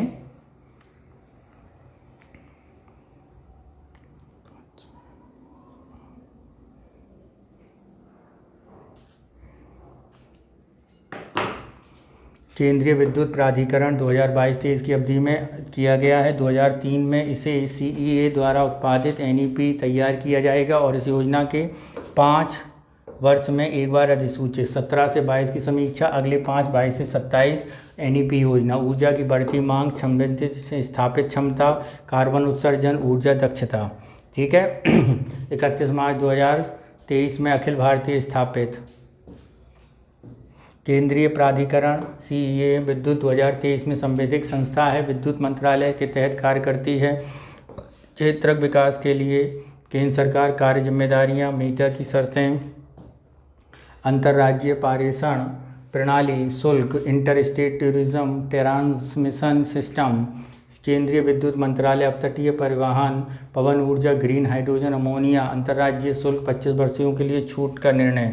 इससे पहले सरकार ने नई विद्युत परियोजनाओं में उत्पादित पारेषण ISTS शुल्क माफ करने का आदेश दिया। अपतटीय पवन ऊर्जा प्रणालियाँ, जल निकाय निर्मित पवन चक्कियाँ ये आमतौर पर महासागर के महाद्वीपीय शेल्फ में स्थापित की जाती हैं। पवन ऊर्जा उत्पादन के लिए स्थापित किया जाएगा।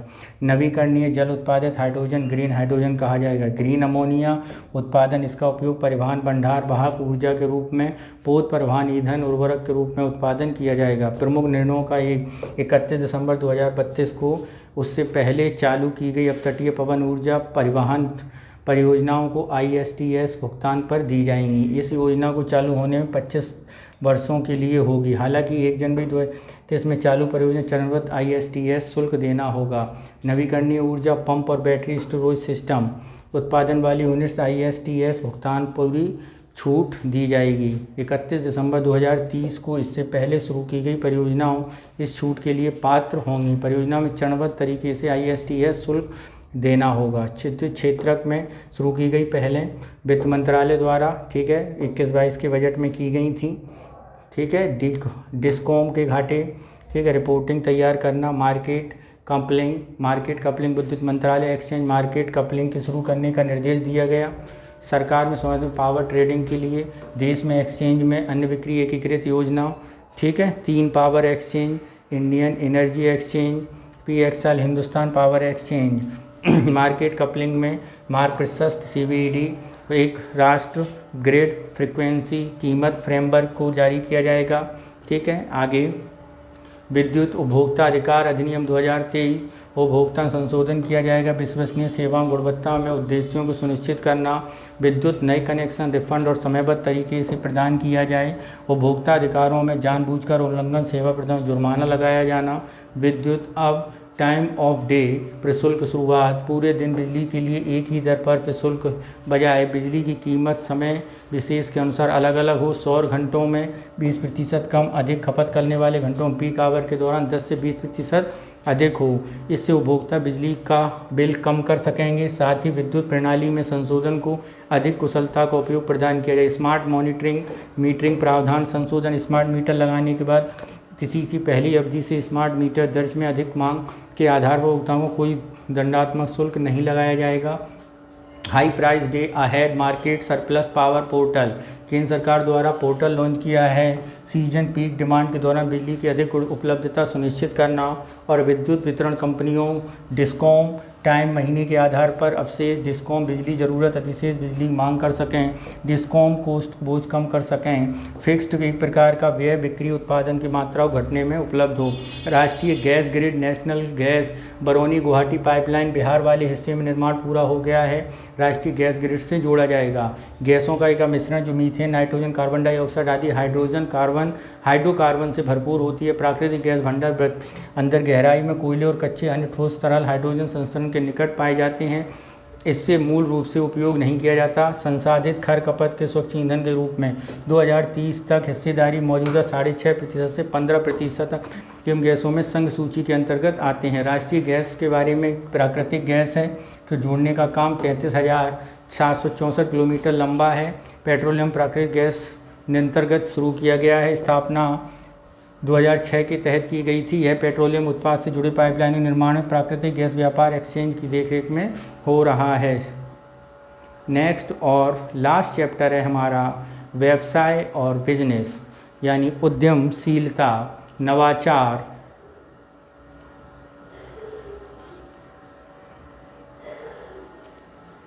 ठीक है, जरा देखते हैं कॉरपोरेट सामाजिक उत्तरदायित्व CSR क्या है। कॉरपोरेट MCA मासिक समाचार पत्र द्वारा है जारी। अधिनियम 2013 की धारा 135 तक प्रावधान में शामिल है। कंपनी अधिनियम 7 में CSR है। CSR लागू है पिछले 3 वर्षों में। निवल लाभ 22% CSR गतिविधियों में वार्षिक रिपोर्ट MCA में 21 रजिस्ट्री दर्ज कराना अनिवार्य है। 2022-21 में CSR संबंधित प्रावधानों में नागरिक भूल सिविल रोंग सूचित किया गया। निम्नलिखित निधि फंड CSR में 14-15 की तुलना में 150% की वृद्धि। CSR 18,000 से अधिक कंपनियों में 26,000 करोड़ रुपए दिए। कुल खर्च 29 से 44.24.5। ठीक है, CSR संशोधित नियम 2021 3 नियमों में 10 करोड़ रुपए या उससे अधिक रुपए खर्च करने वाली कंपनी स्वतंत्र एजेंसी प्रभाव मूल्यांकन अनिवार्य हस्तांतरण प्रावधान। इसके तहत प्रावधान के लिए वित्तीय वर्ष में प्रशासनिक व्यय हिस्सा चालू परियोजना ओरिजिनल ऑनगोइंग प्रोजेक्ट के अंतर्गत बहुवर्षीय परियोजनाओं से एक है। इस अवधि में 3 वर्ष से अधिक हों और वित्तीय वर्ष में शामिल नहीं किया जाएगा। खर्च न CSR की राशि समिति गठन प्रावधान किया गया। सामाजिक प्रावधान आकलन के अंतर्गत CSR व्यय माना जा सकता है। हालांकि यह लागत चालू वित्त वर्ष में कुल CSR व्यय में 2% और 50 लाख रुपए जो भी अधिक हो उससे अधिक नहीं होनी चाहिए। भारत कॉरपोरेट गवर्नेंस फ्रेमवर्क और इसके तहत बैठकों लेखा परीक्षकों गठबंधनों में किया जाएगा। कॉरपोरेट मंत्रालय यह कानून कॉरपोरेट क्षेत्र के कम ब्याज में नियामक होगा। हाल ही में वित्त मंत्री ने कहा कि भारतीय कंपनी अंतर्राष्ट्रीय सेवा केंद्रबद्ध हो सकती हैं। वर्तमान में कंपनियों ने घरेलू स्टॉक एक्सचेंज सूचीबद्ध हुए बिना अपनी प्रतिभूतियों सीधे विदेशी स्टॉक एक्सचेंज में सूचीबद्ध नहीं कर सकती। 2020 में केंद्र सरकार ने कंपनी अधिनियम को संशोधन किया।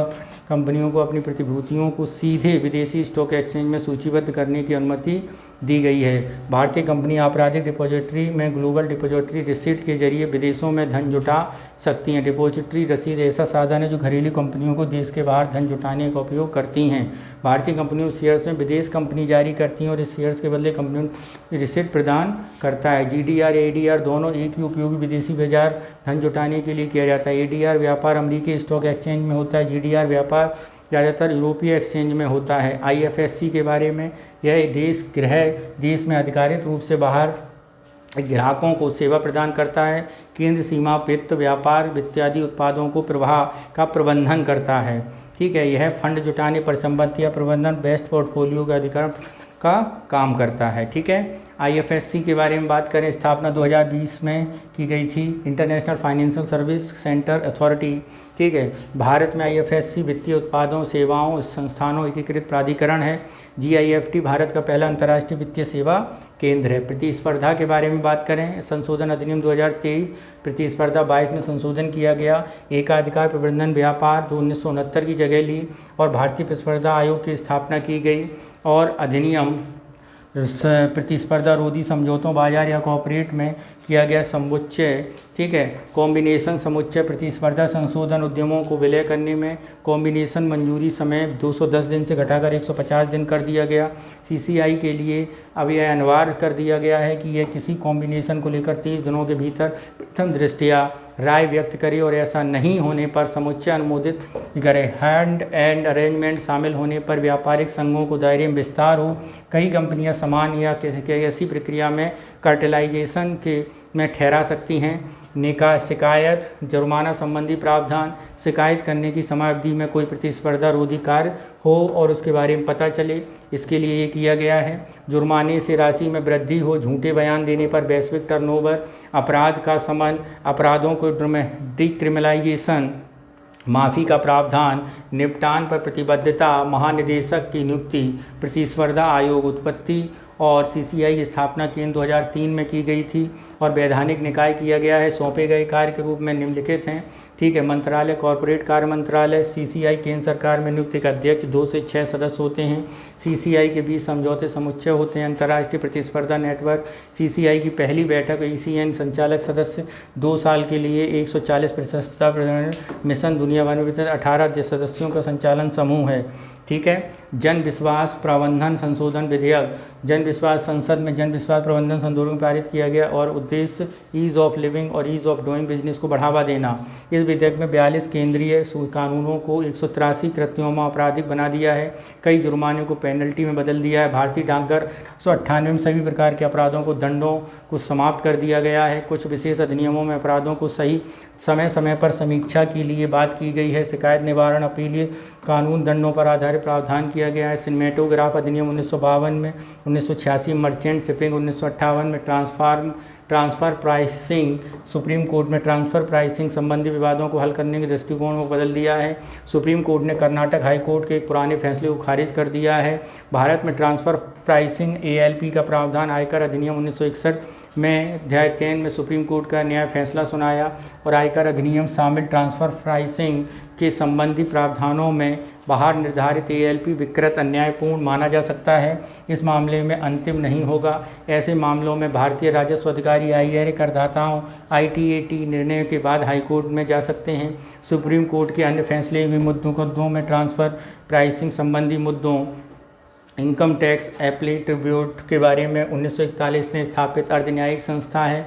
प्रत्यक्ष अधिनियम में दाखिल अपीलों का निपटार करता है और अंतिम निर्णय हाईकोर्ट में अपील तभी की जा सकती है जब कानून प्रश्न या उलझना समाधान हो। शुरुआत में दिल्ली और कोलकाता में स्थापित किए गए और वर्तमान में पीठें अलग अलग 27 केंद्रों में कार्यरत हैं। ट्रांसफ़र प्राइसिंग के बारे में, ट्रांसफ़र लेखांकन की एक विधि है। इसकी सहायता से बड़े बड़े उद्यमों कंपनियों में डिवीज़नों सहायक कंपनियों की बात की जाती है।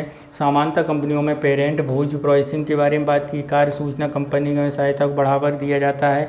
आर्म्स लेंथ सिद्धांत क्या है? इसका अर्थ है कंपनी द्वारा अपनी सहायक संबंध कंपनी इकाइयों सेवाओं खरीद के भुगतान होने वाली वैसी होनी चाहिए जैसा इस कंपनी के खरीदते समय भुगतान में किया जाता है। इसे आर्म्स लेंथ प्राइस कहा जाता है।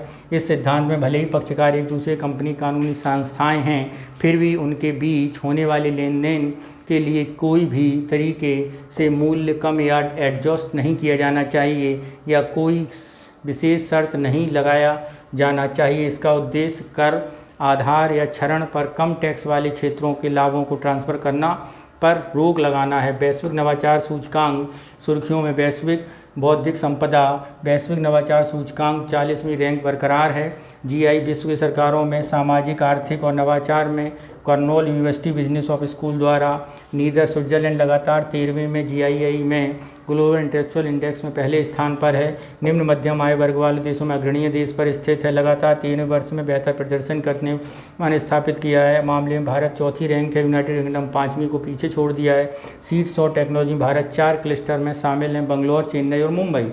बौद्धिक संपदा संगठन की उत्पत्ति यूएनओ की एजेंसी 1967 में की गई थी। सदस्य 193। भारत सहित अवसंरचना महासभा समन्वय समिति भारत इन संधियों के पक्षकार है। ठीक है। भारत में स्टार्टअप इन इंडिया में अगर हम बात करें, वित्त तक पहुंच कार्यान्वयन एजेंसी, ठीक है, वित्तीय नियामक सहायता, भारत में स्टार्टअप परिभाषा और मानदंड, वाणिज्य उद्योग मंत्रालय संवर्ग में डीपीआईटी स्टार्टअप इंडिया योजना में निर्धारित करने वाली कंपनियां संचालन अवधि, उसका संचालन अवधि, उसका निगमन 10 वर्ष से अधिक नहीं होना चाहिए।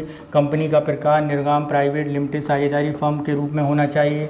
टर्नओवर निगमन के बाद किसी भी दौरान टर्नओवर 100 करोड़ रुपए से अधिक नहीं होना चाहिए। इसका स्थापना पहले मौजूद व्यवसाय में विभाजित करके उसका पुनर्निर्माण करके नहीं की गई हो। नवाचारी कारोबार उत्पाद प्रक्रिया और दिशा में होना चाहिए और कारोबार बढ़ाने की क्षमता की जानी चाहिए।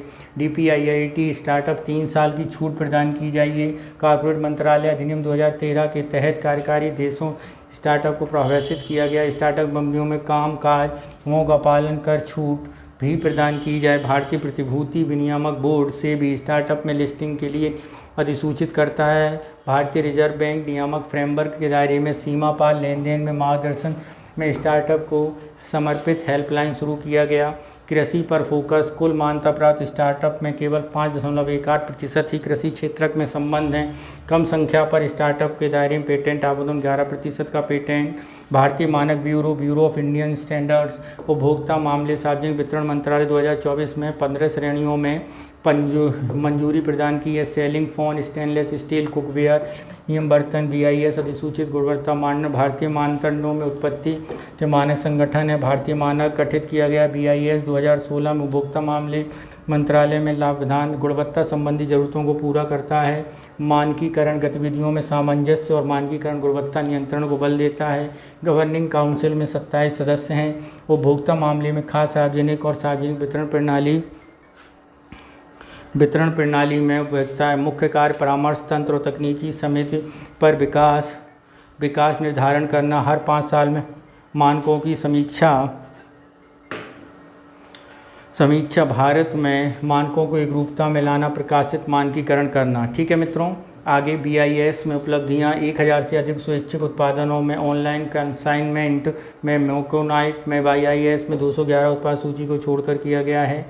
हॉलमार्क जरा देख लीजिए, ISI consumer durable goods, electronics, रसोई में उपयोग की जाने वाली अन्य वस्तुएं। एगमार्क कृषिगत वस्तुएं। BIS हॉलमार्क सोनियों के। वूल मार्क 100% ऊन उत्पादक। इको मार्क पर्यावरण के प्रति अनुकूल। FEO खाद्य उत्पादों में FSSI द्वारा। इंडिया मार्क ऑर्गेनिक जैविक कृषियों में ऑर्गेनिक तौर पर। ठीक है मित्रों, तो ये हम लोगों ने आज मित्रों 365